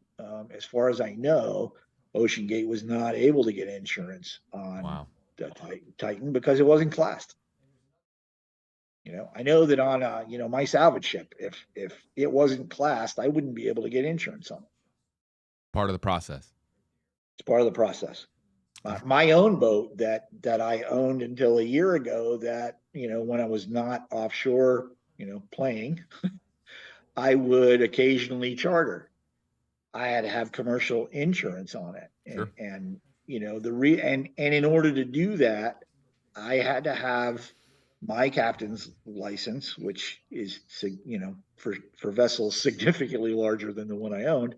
But I also had to have Coast Guard inspections. There were certain things that had to be in place before the insurance company would insure me to operate that vessel. So I see the insurance companies taking a big look at this. I can see them maybe tightening some regulations up, although I don't, as long as you're going to follow the regulations, I think they're appropriate already. But it might cost more, but again, this isn't going to affect the insurance companies because nobody's paying out on it as far as I know. Wow. I mean, can't speak to life insurance policies for that's a whole different thing. Jules has been on screen for a minute. #KJB. Mark, what happens to the window of the sub when doing a dive? Could that have been a factor? Because the window, the hull, and how it's all attached. And I think the average person, Mark, would look at that and think of it as a weak point. Is that necessarily true? It can be, depending upon the design of the window. I have heard reported from credible sources on numerous news outlets that the window, the reason the director of operations was fired 2 years ago or 3 years ago was because he had a problem with the window because it was only rated to 1,300 meters instead of 4,000. Wow. If that's the case, and I believe that it was swapped out, but if that's the case, then that's the weak point. If you're going past 1,300 meters and that's what the window's rated to, and typically the rating is anywhere from half to 2/3 of the breaking. So if it's rated to 1,000 meters, it ought to be able to go to 1,500 meters. If it's rated to 2,000 meters, it ought to be able to go to 3,000 meters before catastrophic failure. But it's also the design of the windows, which are typically in some sort of a cone shape, and the pressure holds them into the place. That the interior that you're looking through is a smaller diameter than the exterior of it, and that thickness is all based on how deep you want to go with the vehicle. How thick does this need to be able to withstand that pressure? And sometimes the window's 3 inches thick, sometimes the window's 14 inches thick. It depends on how deep you want to go. I want to ask you a question now for myself, because of conversations that I have had with folks in my life over the course of this week regarding this story. And I don't know if this is going to, I would imagine this is going to, people are going to they're going to see what I'm getting at here. But this has to do with the window. I have had people talk to me, Mark, and say, my goodness, I would never take that journey. And I go, oh, why? We ran a poll earlier this week on WFLA Now, and 81% of people said if the ticket were free, they wouldn't want to go down there. And it's not just because of risk assessment and risk management and the potential danger, but because of also there's a technology component. And Walt said this on stream earlier this week, and others in my life have said the almost exact same thing. If you're down there and you're looking through a small window, you can't, not everybody on the vessel can look through it all at once. It's small enough that it's really, it's meant to be viewed by one person, right? So you're taking turns. On most submersibles, there's actually a design of submersible out there that has a dome so that everybody can see. But on this one, it appears that, I don't want to, there might be room for multiple people, but as far as a prime viewing location, it's either one or I don't know if everybody is in that in the glory spot, if you will, of being able to see everything, right? But to the point that people have been making, if you have a 65-inch 4K big screen TV at home, and you've got people like Jim Cameron going down to the depths and shooting unbelievably beautiful video of the wreck of the Titanic, and you can sit at home in your pajamas with a bowl of popcorn and see what that is like. compared to this risky journey on the way down. If the look for the explorers out there, the adventurers out there that would be hearing me right now, they would be rolling their eyes and saying, "You don't know what you're talking Did you about." just see that eye roll? Right. Is it? I guess what I'm asking you is I've done both. being I've done down both. there, I right? have sat and watched Jim Cameron 3D motion picture video of places that I have been myself, on a big screen, on a 60-inch screen, on a different, right? It's not the same. Wow. Okay. That's really what I It's wanted to ask just you. not the same. There's no peripheral vision. There's no input from your other senses. And I understand your other senses, other than your hearing, are not really affected. You're at one atmosphere, but it's cold. That adds to the experience. The fact that it's cold, the fact that you can hear things outside of the sub, the fact that you are looking at that object in 3D is a feeling that you just cannot grasp. And that goes back to many years ago. I had a friend of mine that I worked with in the Navy, and I hired to work for me after I retired, and I was into a different industry. And his comment, because he had run ROVs in the Navy, he was a submariner and then went to ROVs as opposed to manned vehicles. And his comment to me was, "There's nothing that a manned submersible can do that an ROV can't." And I argued with him with that. And I said, and it actually took me getting him into a manned vehicle to be able to change his attitude, because he was so enamored with ROVs. And I'm like, it's 2D. You're sitting here in an air-conditioned control room in a $7,000 chair filled with electronics and joysticks, and you're looking at all these screens, and it's great, but you can't hear what's going on. You can't see it in 3D. You just don't get the feeling. And that's why scientists in the early 2000s decided they wanted to start going back in manned submersibles versus ROVs, was because just the personal information they could gather, the quality of that data was so much better than looking at a camera feed from an ROV on a 2D screen. So you're saying that the long way to answer real world? No. That's why we do long form streaming. So you're saying that the experience of being down there and seeing it and feeling it with all of your senses, not just your vision, but all of your senses, is that special versus seeing it, let's say, in a movie theater on an IMAX screen? It's not comparable. Wow.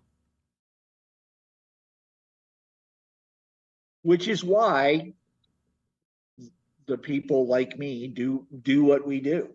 Some people climb mountains, some people fly fast airplanes, some people dive, right? What's the difference between sticking a camera underwater near a reef and watching the fish swim by, as opposed to you being in scuba gear at 60 or 70 feet down or whatever, and looking at that, being able to touch that reef, but even if you can't touch the reef, just all of the senses. Do you have a different experience than if you're watching some documentary about underwater stuff that's been filmed underwater? I get what you're saying. My dive experience is every time I come up, it's a rush.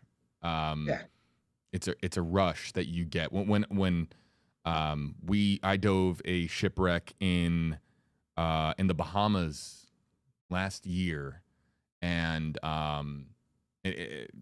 even though I had done dives before, just you are humbled by the experience, and you come up and there is a rush, and you can't.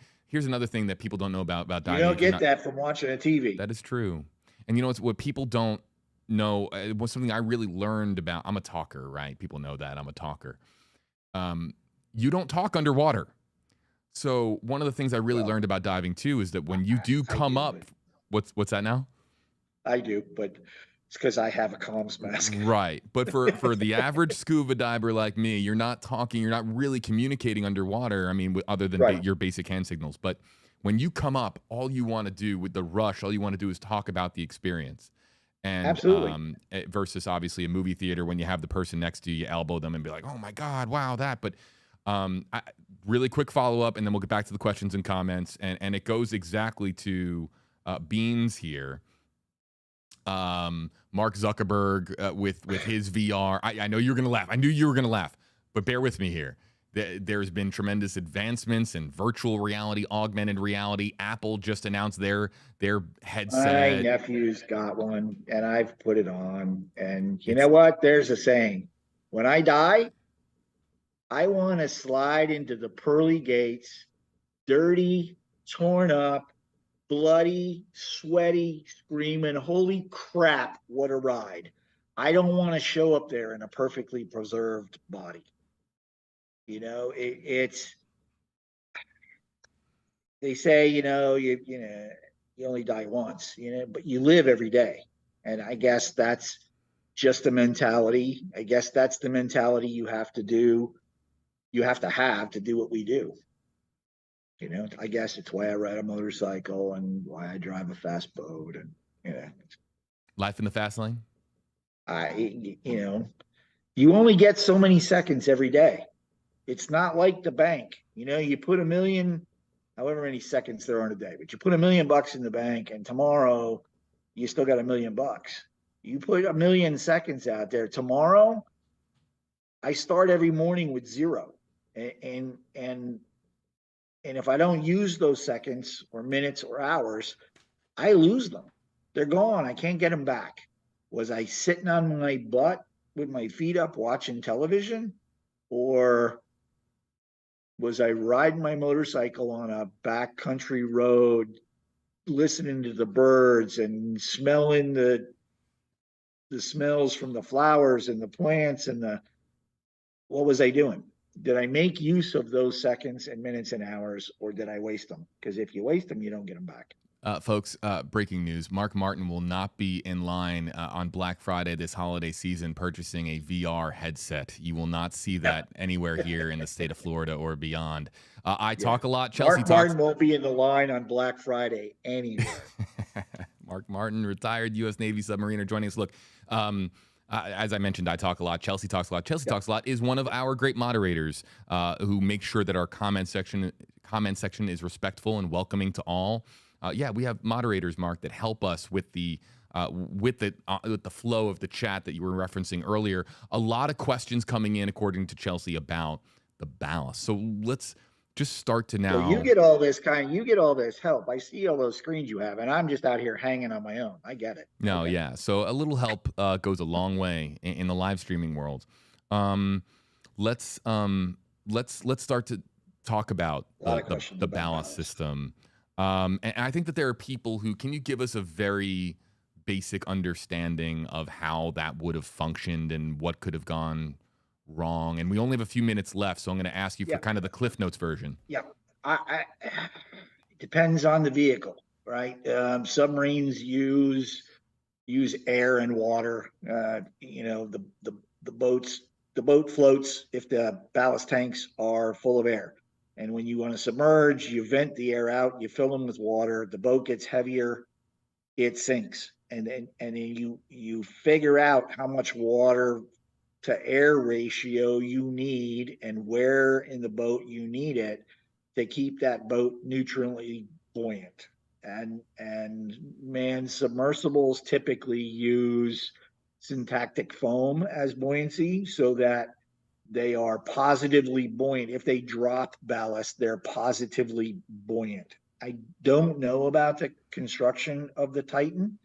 I do know that they had used steel construction pipes as weight, and apparently they had to try and tilt the boat to one side or the other to get those to drop out of the holder. We know that they had this this balloon type feature that was on a mechanical link in case they got in trouble, that it would float. But I don't know if that was a messenger buoy or if it was actually added ballast.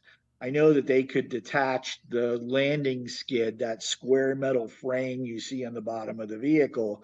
There was a hydraulic lever that they could use to drop that. And I know that they did have some ballast tanks that they could move some air and some water into, but I don't know how big they were. I don't know what the reserve ballast was, but that's what ballast is. Ballast is the more weight you have, the heavier you are. If you're submerging, you got to have a way to get rid of that extra weight.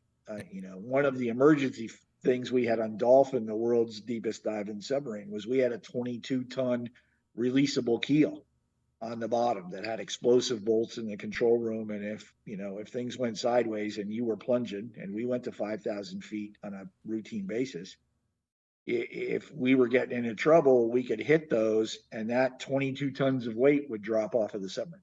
What is the most common way, to Mega's comment here, what is the most common way to release the ballast? Is it computerized, or is it a physical mechanism on board? It's both. Okay. It's both. You're gonna have computerized or electrical ways to transfer air and water in and out of ballast tanks. Your backup systems are typically going to be manual. It's going to be a hydraulic lever. It's going to be a mechanical lever, that kind of thing. Because if you lose power, then if it's an electrically actuated system, it doesn't work because you don't have any power. We only have 5 minutes left, so we're going to try to get to as many of these as possible. But 5 minutes for Mark and I in this one-on-one. We're going to transition to the legal questions with our legal special guest coming up at 4 o'clock, folks. But Joseph, so Mark, we're going to try to speed through these. Joseph says, #KJB, I believe that the noise that was heard was, as far as the banging noises, was the echo of the implosion, and the second and third banging were the shockwave reflecting off the sea floor. What's your opinion on that, Mark? Joseph, I don't want to sound like I'm slamming you, but that's pure speculation. Okay. But is that the noise that was heard? We've already figured out that noise event was the implosion. It was heard by the Navy on a hydrophone of some sort, whether it was fixed or on a vehicle. That hydrophone registered the event. All of that other banging was either coming from the vessels in the search area or from the Titanic. Because again, the Titanic, unless you've been anywhere near it, you really can't comprehend how noisy that wreck is. Wow. It makes sounds. It's just, there's two massive sections and it's corroding, and there's big pieces of metal that are moving. And even if they only move a couple of inches, it's a piece of metal that weighs several tons.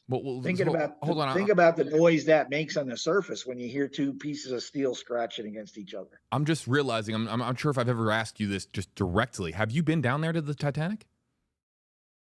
I have not been on the Titanic itself. Okay. I have been very involved with the Titanic over the years. I was on the original expedition that went out to find it. Wow. The unit that I was with did all, because it was a cover story for the Navy going to look for the Scorpion and the Thresher and figure out what happened. So that's why the Navy was involved, and I was part of the deep submergence unit at the time. So we tested all the equipment that they were going to use out there. Fascinating. I promise we would speed this up. Melissa, #KJB, would releasing ballast indicate they were trying to surface? Yes. Okay. Lorraine says, #KJB and Mark agree, seeing the reef on screen is not the same as being down there. It's almost like being on a different planet. So Lorraine's a diver. Mm-hmm. Yep. Lorraine has seen some things underwater. If that's the way, because I've always felt like going down underwater is seeing feeling like being on another planet or the closest I'll ever be to another planet. Let's look at some of the other. Some of these we're going to save for. I see them.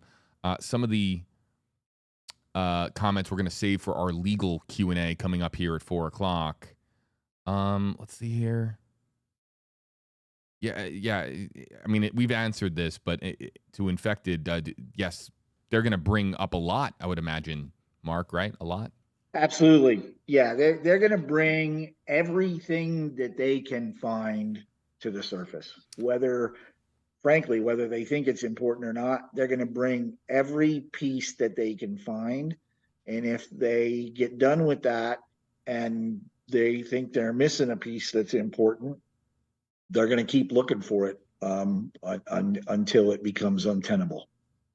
Shane, we're going to get you out on this question because we do have to transition right at 4 to our legal Q&A. Shane says, #HeyJB. Mark, what is the craziest thing you have ever seen underwater? Oh, my God. The first time I saw an anglerfish, that was pretty crazy. Wow. I've looked at hundreds and hundreds of wrecks. I've found some old, I found some World War II airplanes that nobody knew where they were that went down during the war. And they were actually well enough preserved that we could get the tail number off and give it to the British government. And they were able to tell the family because they could track who was the pilot of that aircraft. Found a fishing boat that sank 3 years before that still had the fishing license that was readable inside the plastic sleeve on the window of the wheelhouse. Wow. And we sent that into the government, and they were able to inform the family. Some maybe not so funny but crazy things is, during construction processes, because I did some gas and oil construction for a while. You've got, multiple cranes and multiple ROVs in the water, and you see tethers that are literally, tied in bowline and square knots and wrapped around things, and it takes like 5 hours to get the thing unhooked. Mark, stick around. We're going to transition now to our legal analyst. Folks, let me just tell you who it is. Peter Tragos, the lawyer you know. Mark, you're going to like Peter. He's like you. He's direct to the point, and another Florida man. So you're going to be in good company here as far as Peter and I. Perfect. And of course, you are going to be part of our conversation as we talk about the legal situation now regarding the loss of life out there in the North Atlantic. Let me just quickly point out, hey, for folks in Tampa Bay, turn on WFLA News Channel 8 because this man right here is getting ready to deliver a live report on, of course, the story that we were talking about earlier. So if you're looking for more coverage on broadcast television, there's Jeff Patterson. He's out there in the field getting ready for live television. We look forward, of course, to Jeff's report being featured on WFLA.com. To our audience on Facebook Live, YouTube Live, WFLA.com, the WFLA app, don't go anywhere. We'll be back in about 2.5 minutes with the lawyer you know, Peter Tragos, right here from Clearwater, Florida, as we talk about the legal questions that you might have after the Titan Submersible Tragedy. Don't go anywhere. Mark, Peter, and I will be here in just a moment.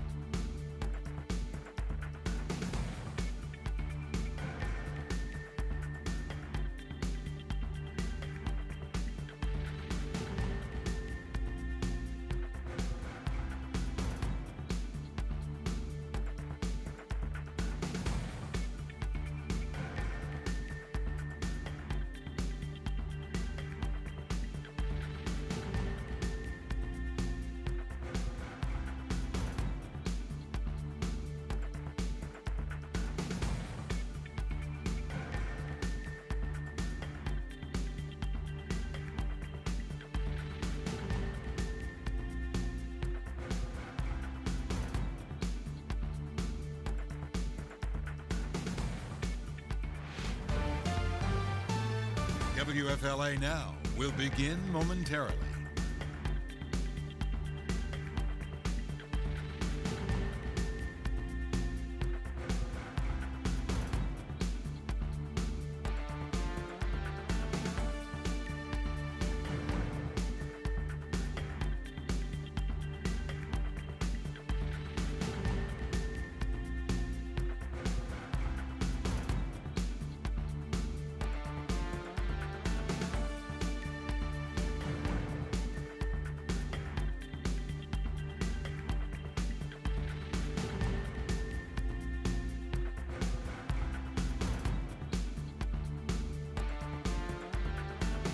WFLA Now will begin momentarily.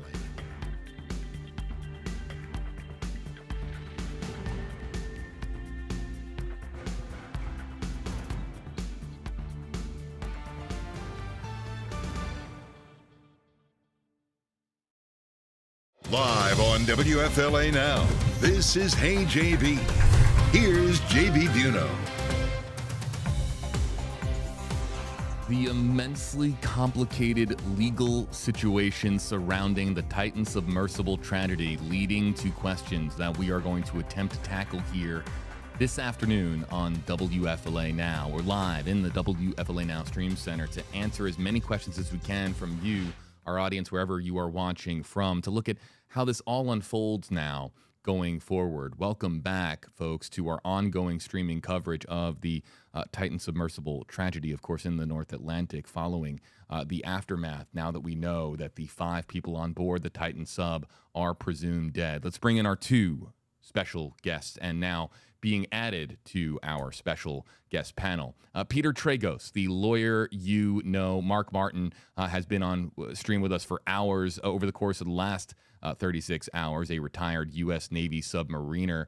And we'll get his hashtag fixed because he is hashtag hey Mark, but hashtag lawyer you know. See, Mark, he is, of course, he's got the brand going with lawyer you know, so he gets the special hashtag there. Hey, like I said, it doesn't matter if they hashtag me. I can't figure out how to get to it anyway. So. There, you know what? That is a refreshing part of having you on stream. Mark, we'll bring it back into the conversation here in just a second. I just want to bring in Peter here for the first time. Peter, you're paying close attention to this. There have been a lot of legal questions in our comment section, and people asking exactly, are lawsuits inevitable? Regulations, how are those going to be presented? Also, too, how we have this now with multiple nations involved, the UK, Canada, the United States, France, a lot of different moving parts here. Good afternoon to you. How are you, my friend? I'm doing great, man. Thanks for having me. And while Mark might not know how to find the hashtags, he'll get to places we could never dream of finding. I like that. And I think that's kind of where we can start this discussion, is just the community of people that explore and find things and innovate. It's really important. We should want that as a society, but we need to do it the right way, and we need to be careful who we bring with us. And that, I think, is where some of the legal questions in this case come from, is what did the passengers know? We know about the waivers that they signed.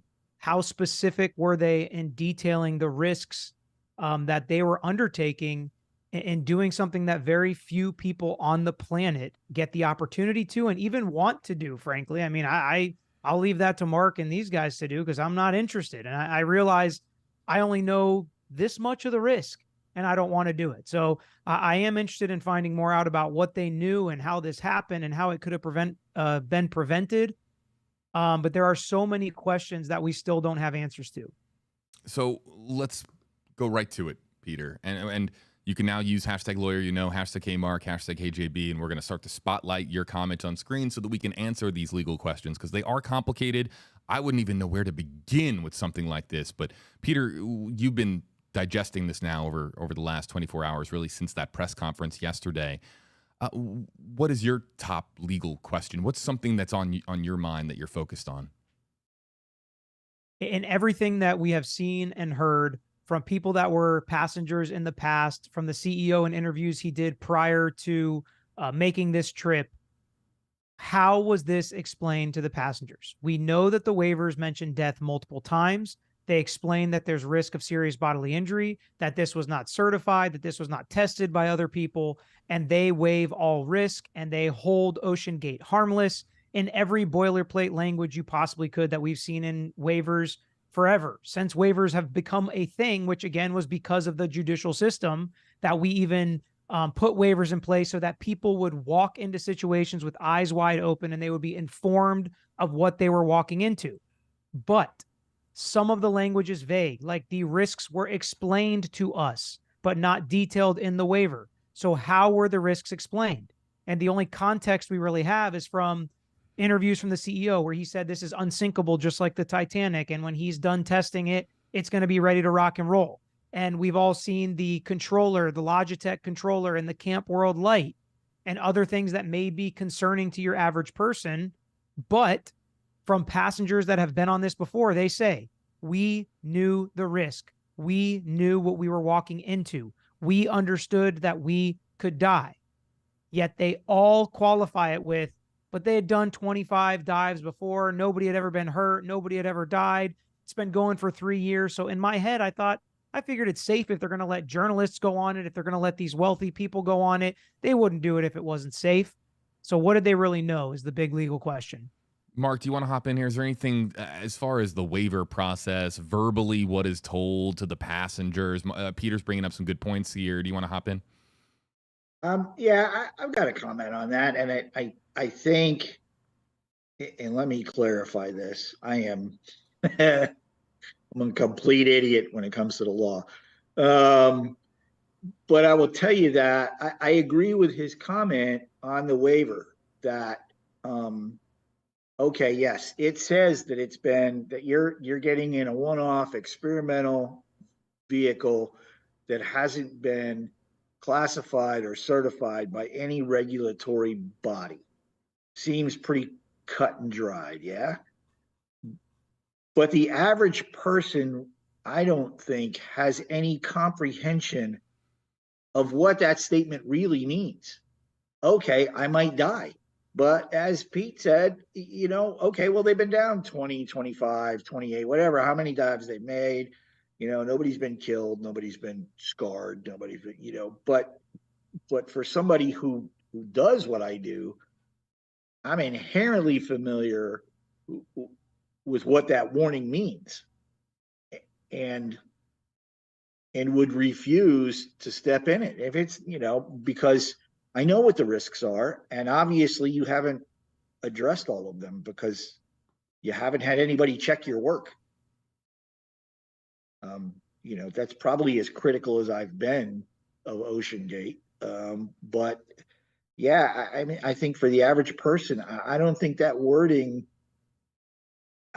and I don't know what else they told them. I don't know if they explained it verbally or anything else, but it's really hard for the layperson to understand just how many things can go wrong. And it only takes one. Let's get to this question first because it's the most prevalent, Peter, in our comment section. And I'm sure, Mark, we'll have more conversations about what was communicated, the waiver process. There's a lot to break down over this next half hour. Really, we're now down to about 20, 25 minutes. But Dexter82 says, #HJB, to whom the jurisdiction of the accident belong? This happening in the North Atlantic, Peter, creates some international complications, does it not? Could there be lawsuits in multiple countries?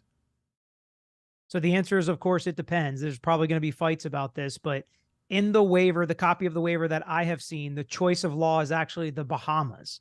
So that could be where we start based on OceanGate's waiver and documentation that I've seen so far. That's my best guess just based on that. And why the Bahamas?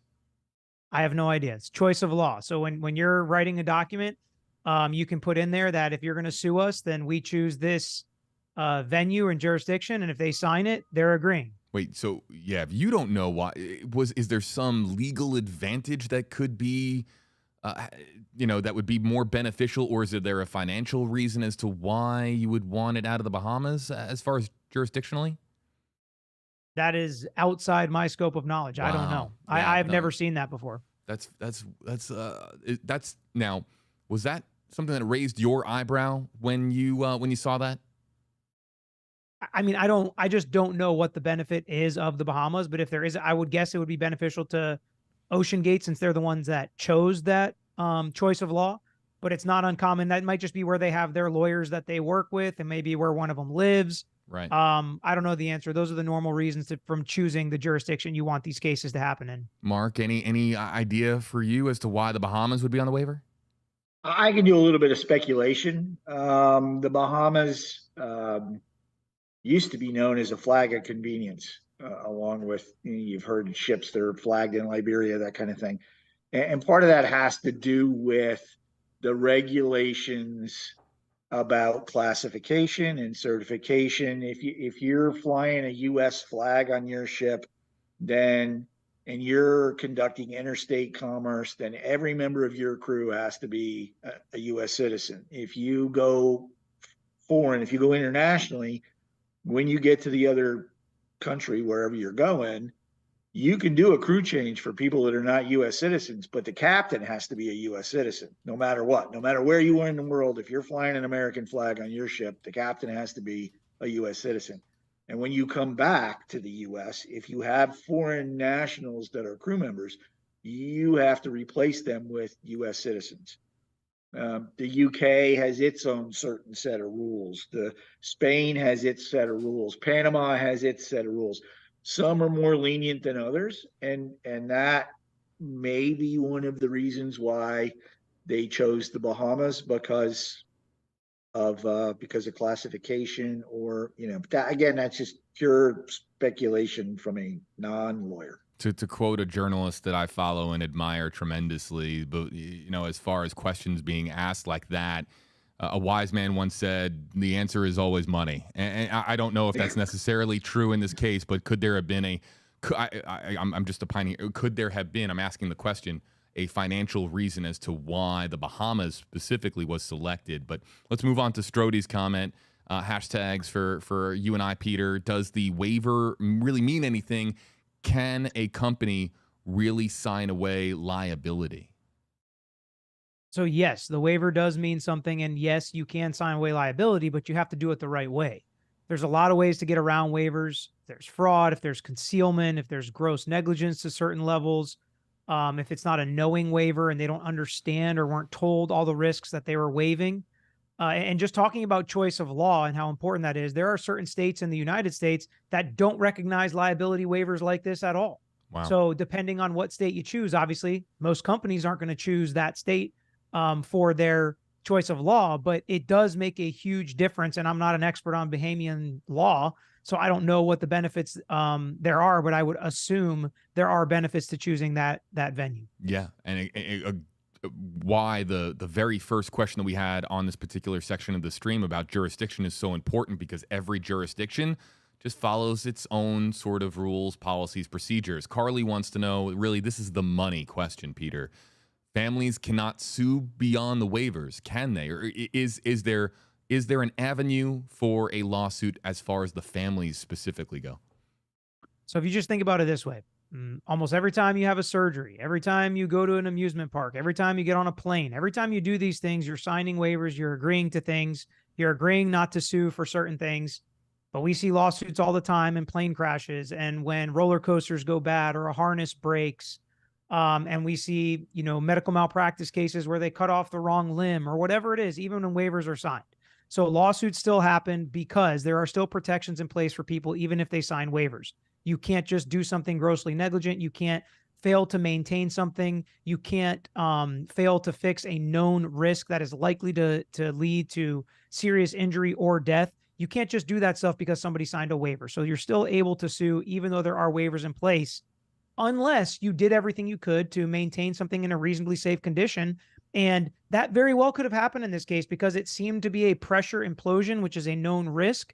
And there could be some that they did absolutely nothing wrong. And the fact that they had a Logitech controller has nothing to do with how this catastrophe and tragedy happened in this case. And that could very well be the case. We don't have all the details, but as Mark and I were discussing off screen, I would assume a reconstruction of some sort is going to happen. Experts are going to look at this and they're going to figure out exactly why and how this happened. Interactive journalism here at play, and we're going to feature at least National Shipping Week. So clearly, this might not be something that is so strange after all.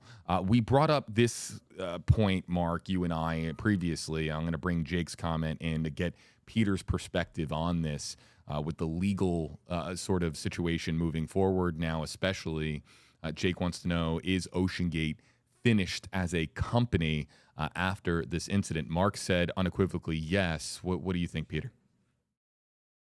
So from a lawsuit perspective, I have heard that they were not able to get insurance, which is not surprising to me with all the issues that we've heard. So even if they were to fold or go bankrupt, lawsuits, insurance would still cover and pay out if there was insurance. Because there's not, lawsuits would likely bankrupt a company like this. Because it seems like it's a pretty small community, my guess is nobody would really want to work with them anymore. But I also wouldn't be surprised if all the people that were working at OceanGate end up at a similar company because they are so specialized, because they have experience doing things that not a lot of people in the world can or have done in the past, that it wouldn't surprise me at all if they resurfaced somewhere else. But I don't understand how anybody would go with OceanGate on any future excursions or explorations like this. That would shock me. Right. That the trust has really been shattered, of course. This is a great question from Obey Chels. Phenomenal question about chronologically how this falls now. Lawyer, hey, JB, will lawsuits have to wait until an investigative report is done, Peter? Have to wait is very specific, and I would say no, they don't have to wait, but they should. I mean, they have to have a reasonable basis for why they're filing their lawsuit. Some of that, again, can be based off what people were told, what they knew, whether they understood the risks. Was there any coercion or fraud or concealment? You might be able to find that out without an investigative report.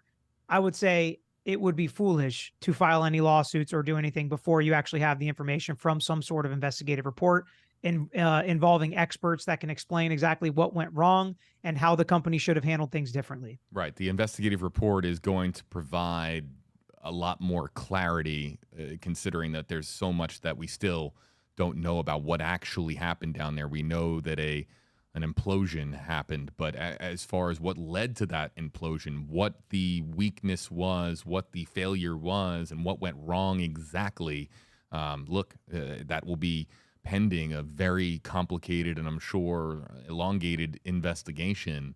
Let's go to this comment because it's also great. And again, a reminder that the youngest on board this expedition was 19-year-old Suleiman Dawood. And Ruby asks, Peter, in relation to Suleiman, can a 19-year-old really know about the risks signed away by the waiver? And I wonder, there's different ages in different countries, right, where you are considered an adult, where you can sign instead of having a parent or guardian sign for you. So I wonder in the Bahamas if there's a certain age where you are considered an adult and when you can sign a legally binding document like that. But what do you say to Ruby's comment? Yeah, I don't know that answer about the different jurisdictions, but most places 18 is an adult. And if he is an adult, then yes, he can sign waivers. He can understand risks. He can make a knowing waiver of his rights to sue them. He can. Does that mean he did? Does that mean he actually had the knowledge? And that's a different question. And that's something that would potentially be a question for a judge or a jury in the future. For what it's worth, just a quick search on Google. Let's bring Peter back on screen.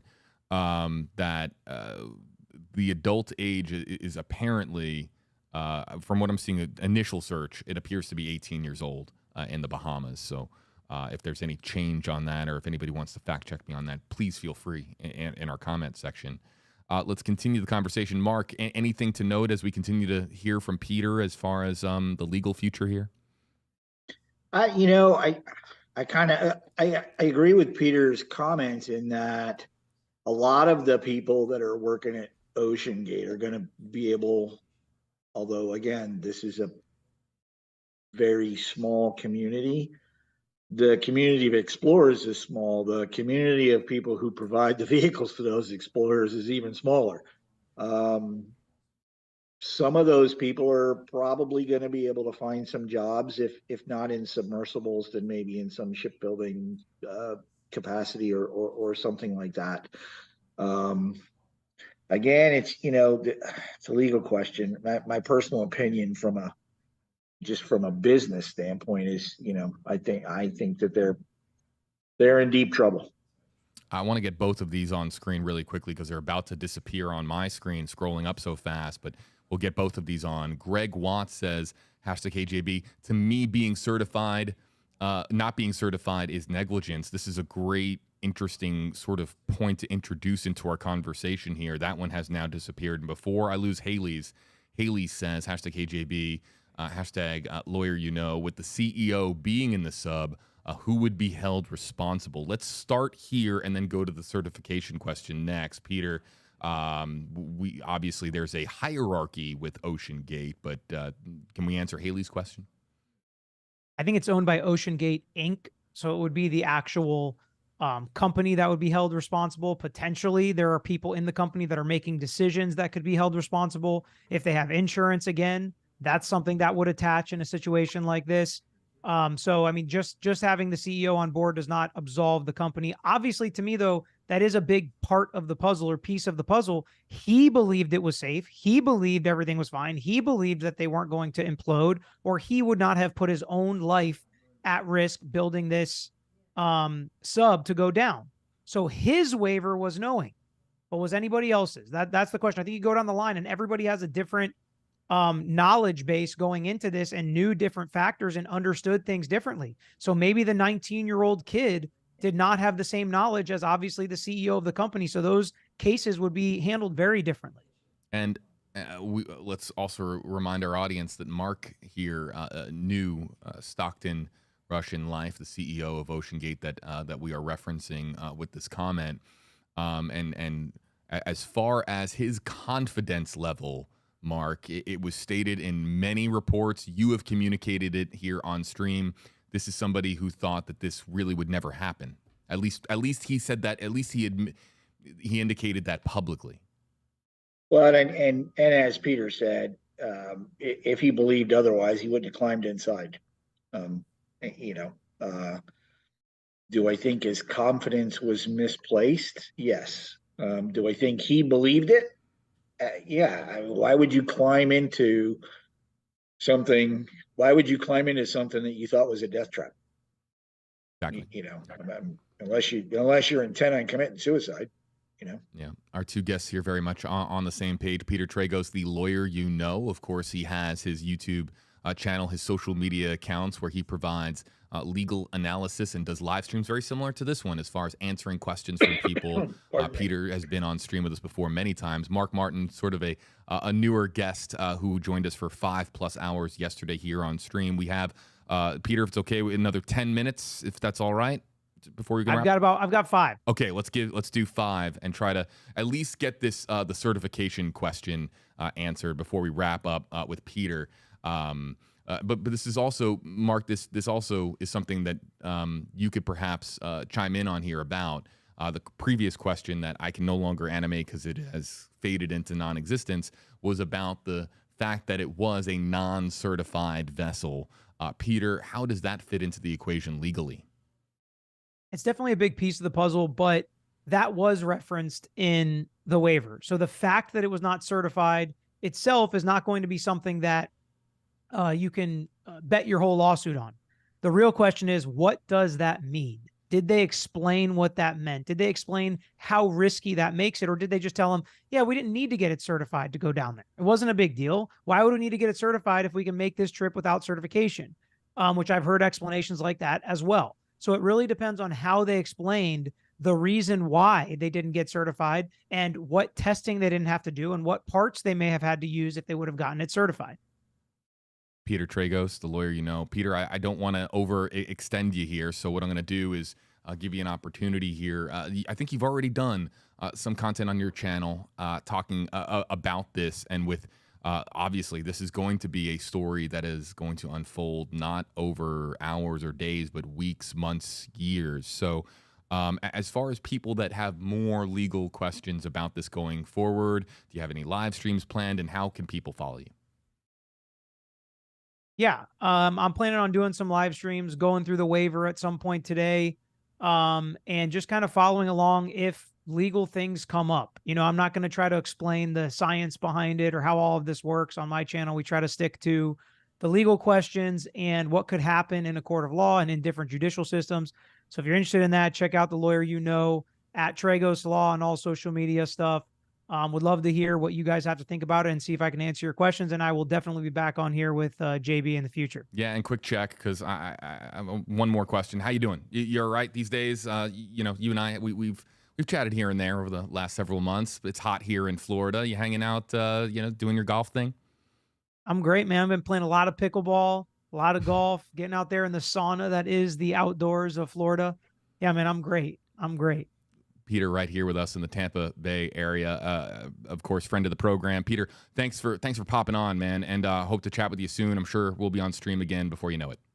Thanks for having me. Nice to meet you, Peter. Great to meet you, Mark. Yep. Thanks. Peter Tragos, Mark Martin, JB here with you, and of course, you can follow Peter on the lawyer on his social media channels. We are going to begin to wrap up here with myself and Mark Martin. And this is what will likely be our final live stream of the week. And what we're going to try to do is just get people have been, putting in the comments section, Mark, repeatedly, get this one last question into Mark, this one final question in if possible. So I don't want to shut those people out. I don't want to hang up on those people, so to speak. While Mark here has another few minutes, let's just quickly go through some of the final #HeyMark, #HeyJB questions of the week. Regarding this story. We have done, I've lost count of how many hours we have been on stream from Monday to now, but it's been a lot. It's going to be our last live Q&A here over these next few minutes of the week. So we'll try to get some good questions that haven't been answered yet or addressed yet. Mark, any thoughts while I wait for these final questions and comments to come in? No, it's been a tough week. Yeah. As I said, sometime yesterday or the day before. It's always a sad day when you lose people, especially somebody like PH. You do inherently dangerous things, and sooner or later something's going to go wrong. Could some things have been mitigated? Obviously, the consensus is yes. I'm not well versed enough in all of it to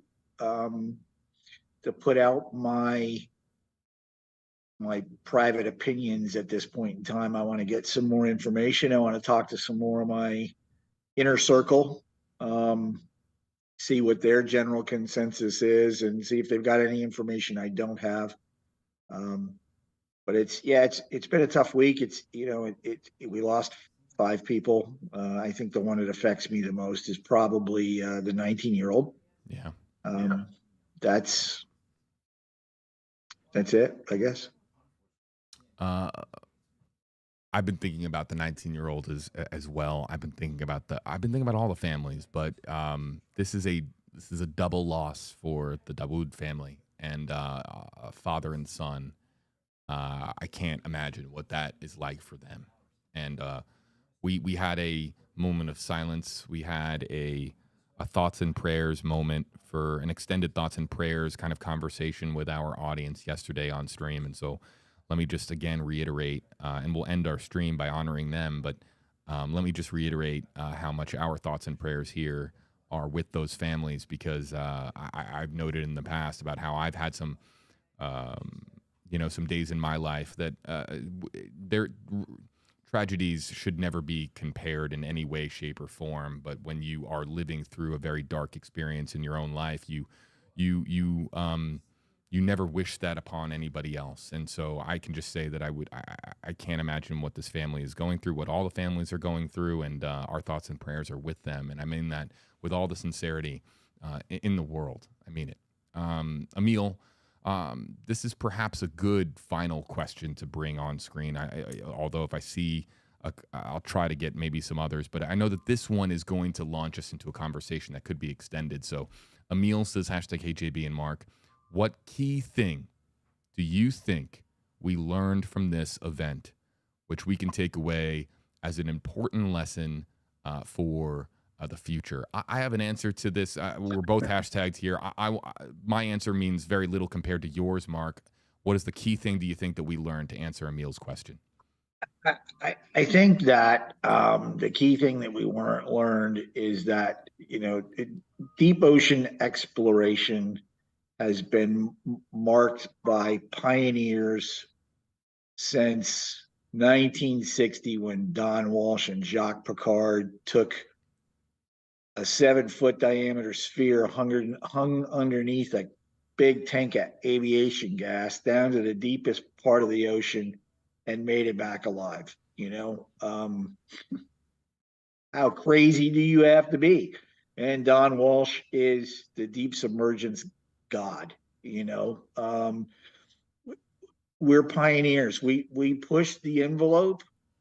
We try to mitigate the risk. The rules are there for a reason, but but the rules can't stifle innovation either. I've refrained from this in the past, but I guess it's time. Stockton was proud of breaking the rules because he felt like it stifled innovation.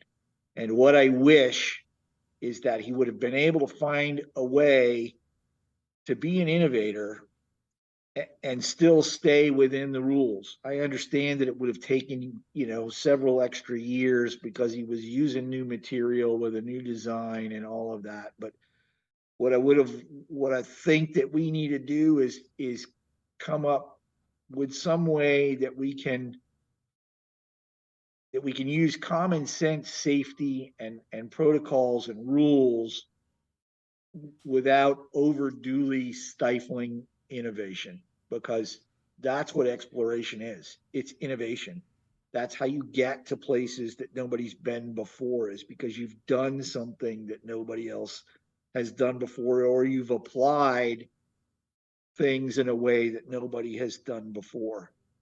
So that's my biggest take on it is can we come up with a way that experimental craft that show innovation can somehow be integrated into the certification and classification process, if it's nothing more than having an experienced third party.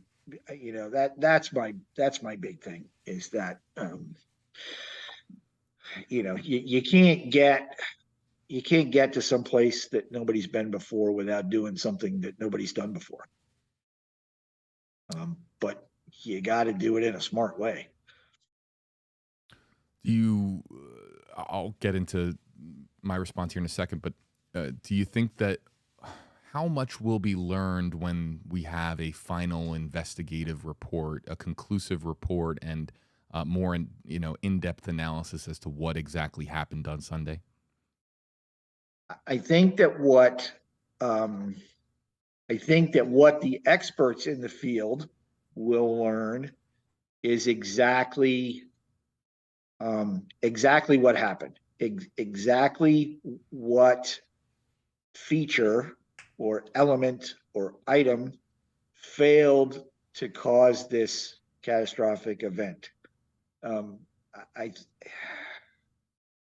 general consensus in the community is that this was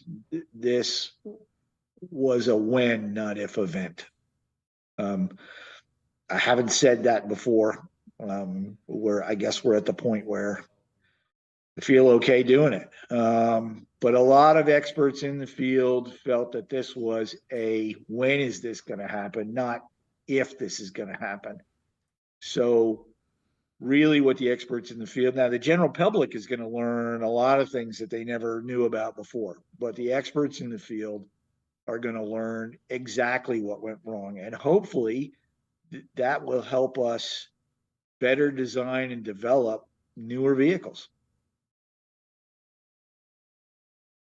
10-4.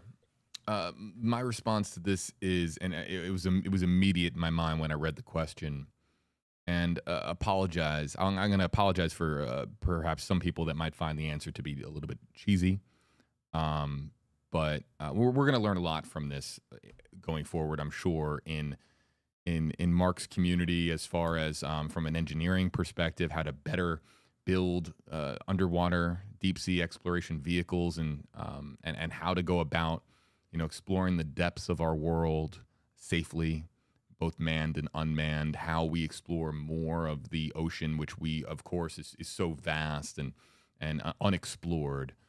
My gut reaction to reading this question was, there is so much goodwill in the world. I think really the amount of headline, activity, news coverage that has been paid to, I think that there needs to be more people speaking about how heroic of an operation this aimed to be. There was a lot of different nations, private organizations, human beings that did everything they could to get to this spot with a lot of different equipment, a lot of different technology, and a lot of different expertise and experience, bringing it all together in one unified spot in one of the most remote places on the planet, as far as active shipwrecks that get. I know that there are more remote places. Believe me, I'm not that naive, but this is an extremely remote place, and with harsh conditions both at the surface, even though we know that the weather was optimal on certain days, but especially under the surface, we're talking about extremely challenging conditions. The word complex was put out by the Coast Guard over and over and over again about the complexities that existed with this type of search and rescue, and then subsequently search and recovery operation. All the individuals, even though the rescue operation was never really believed to be possible because, of course, this catastrophic explosion was believed to have occurred on the way down, that should not discredit and discount, and we should not forget about the incredible heroic efforts of the people that all converged from different nations, different companies, all coming to one place for 1 week, trying to do something to save lives. And I think that has kind of been lost in the last 24 hours, and I hope that people at least remember that. I've been thinking about it. I've been thinking about those crews, how deflating it must be to have gotten that news yesterday.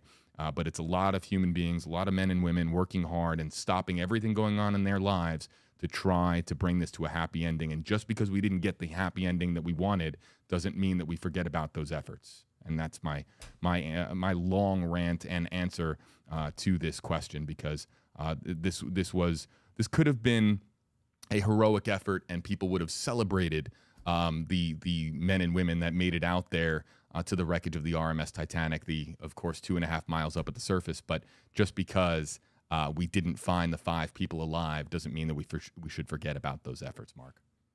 I'd like to make a comment about that. Sure. I think that your comment and my comment really show the different aspects that we have. I'm thinking of it from a technical aspect. Sure. Yeah. You're thinking of it from a reporter, but I will tell you that in the events that we've had in the past, like the Kursk, like the Argentinian submarine, like some of the other non-maritime related, that's what always happens. Different countries all come together. They put their issues aside, and they work together as a group to solve the problem at hand. And yes, I agree with that completely. Wouldn't you agree that's inspiring, Mark, to see that? To see it is. Yeah. It is, because with all the crappy news going on, it's nice to see people put their differences aside and all try to work together towards one goal. Yep. And if we could as a human race figure out how to do that a little more often. That's right. As opposed to stabbing each other in the back and throwing stones all the time, every time somebody didn't agree with, your thought or your opinion, life would be a lot easier. And you know what, Mark? Maybe I'm just so sick and tired of how how divisive things have been in our country of more and more so over the years. Oh Clearly. yeah, and It's I not, get to turn that off. yeah, When it's I'm right. sick and tired of it, I can turn it off. You do it for a living. You can't get away from it. It's not. I'm not breaking any news or breaking any rules by saying that our country has become more polarized in years past. And I think maybe perhaps my mind went to that answer just because to see multiple different types, people from all different kinds of backgrounds, from all different kinds of countries and public, governmental agencies, private organizations, everyone just kind of come together for one unified cause. It's to me, was sad that special. it's sad that it takes tragedies to get everybody to do that. 9/11 was a great example. Everybody was at everybody's throats. 9/11 happened and the whole country came together. And then 10, 15 years later, oh, look, we're starting to split up again. It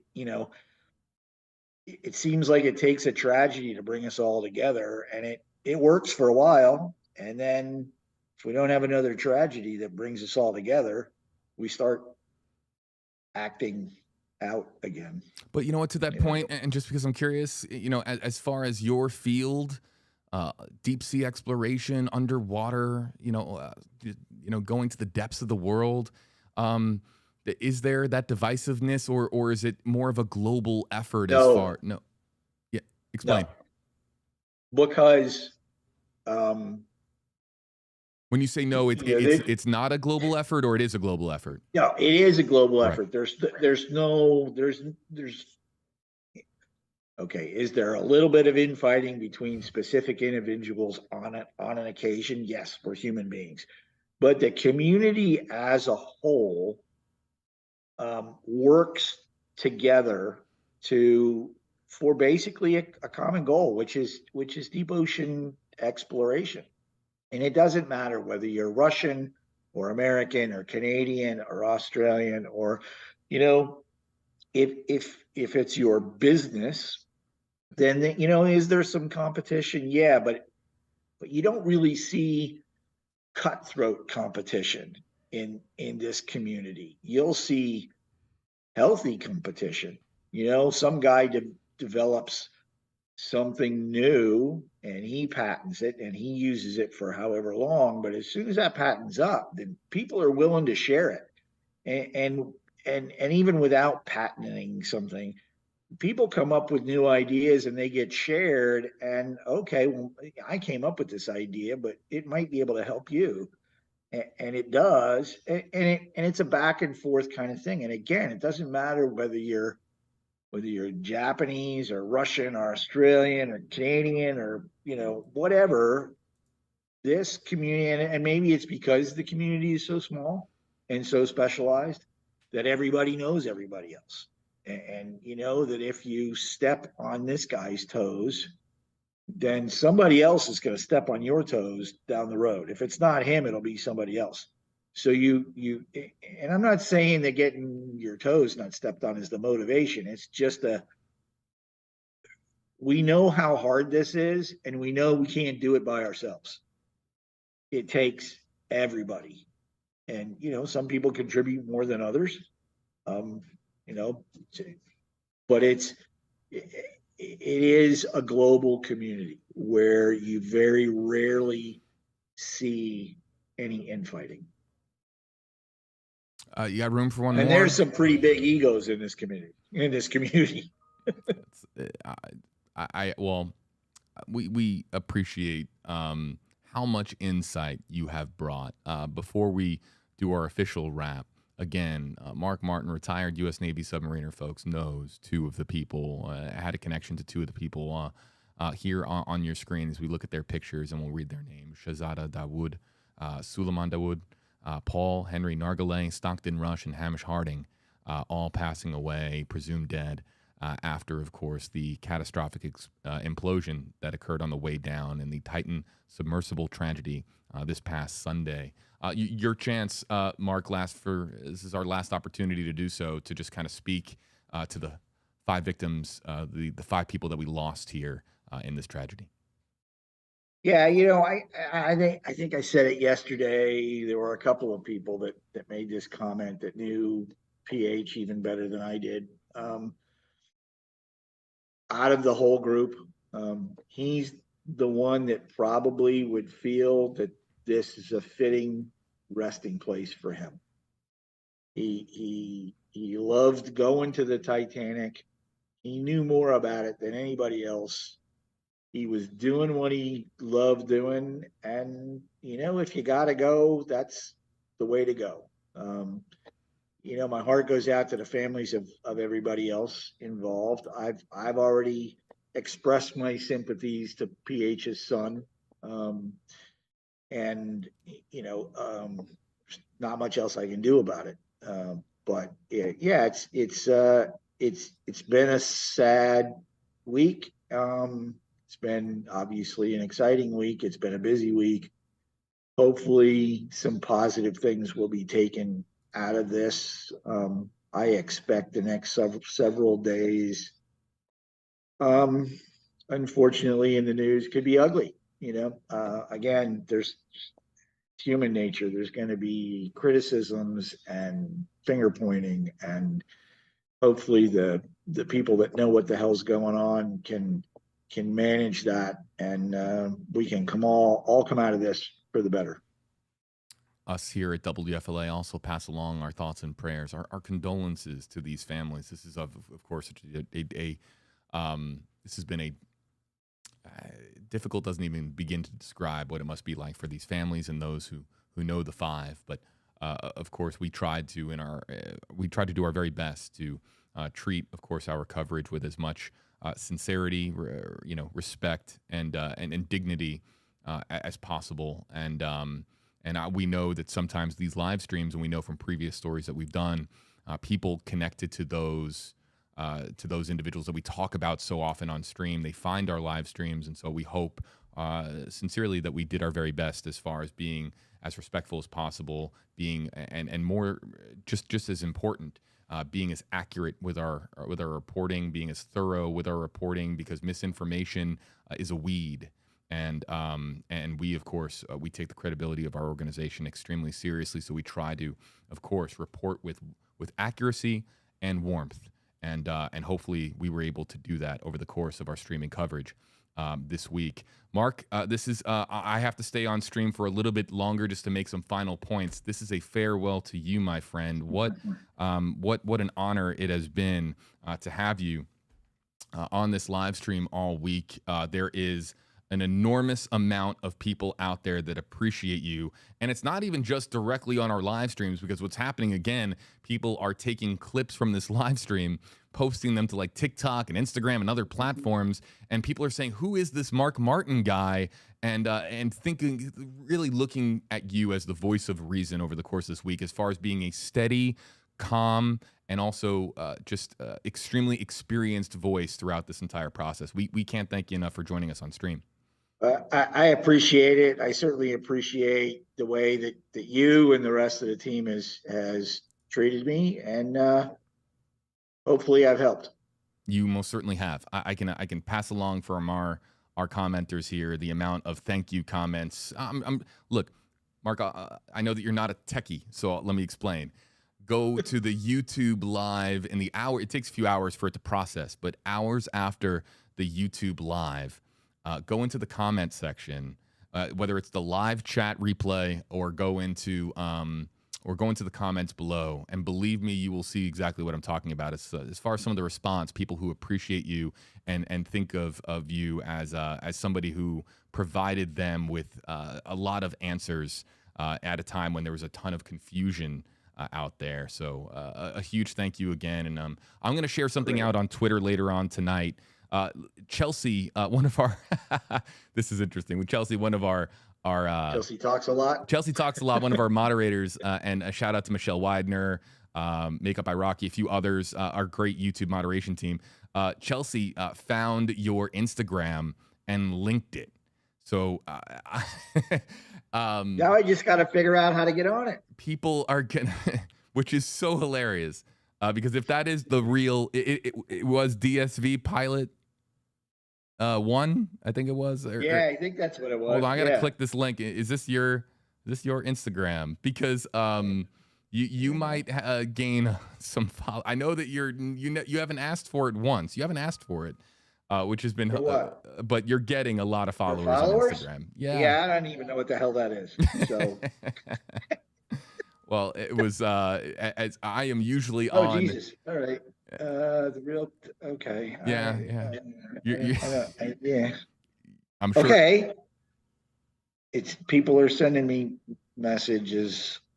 Okay. Mark, I hope you don't take offense to this. One of our team members here at WFLA said that perhaps one of the reasons why people find you to be so relatable is that you come across as everyone's uncle.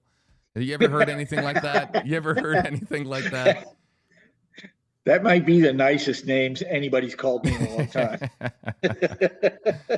Okay, yeah. I'll let you. It might take some time. And you know what? When you're in Tampa, we'll have our Instagram chat, you and I, and I'll maybe show you a couple of tricks. All right. Okay, yeah, because I can kind of sort of get into some of them, but yeah.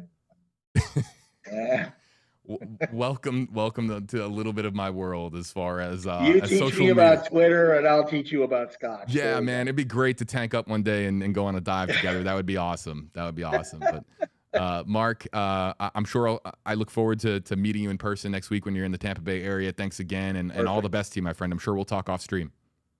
Thanks. Anytime just give me a shout. And if I'm available, I'm there for you, man. We'll do. Mark Martin. Everybody, retired U.S. Navy submariner who we can now say has done 8 hours of coverage over 2 days with us here on stream. He was originally scheduled for 1 hour, but his expertise so invaluable, and also too,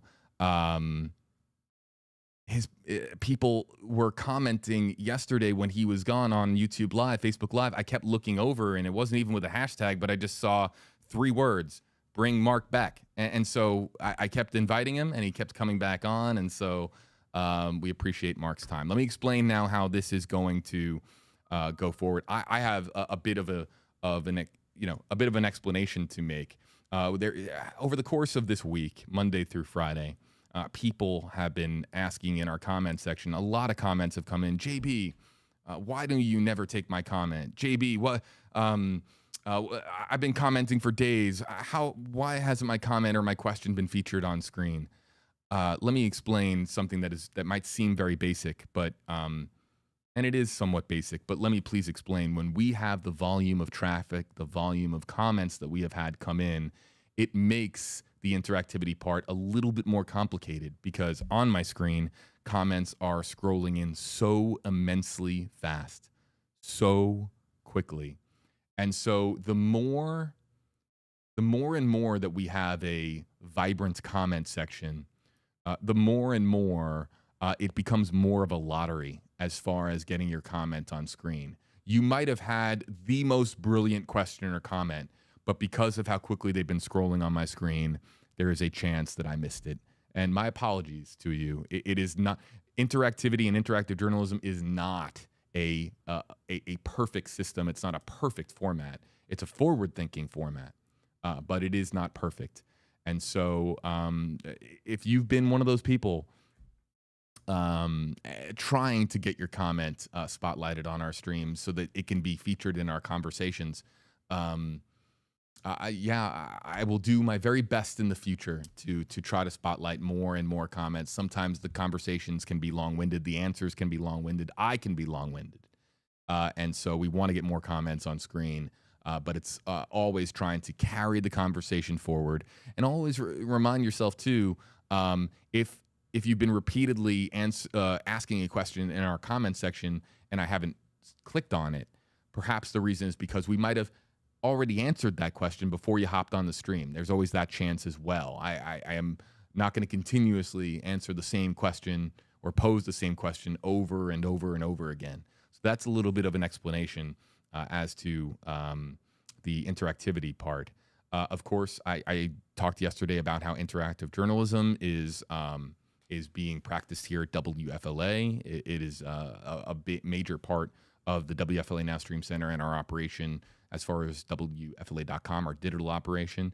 If you would like to provide feedback on how we're doing, how we can improve interactivity, as I'm talking about, what we can do to make the viewing experience more interactive and more just better for you overall.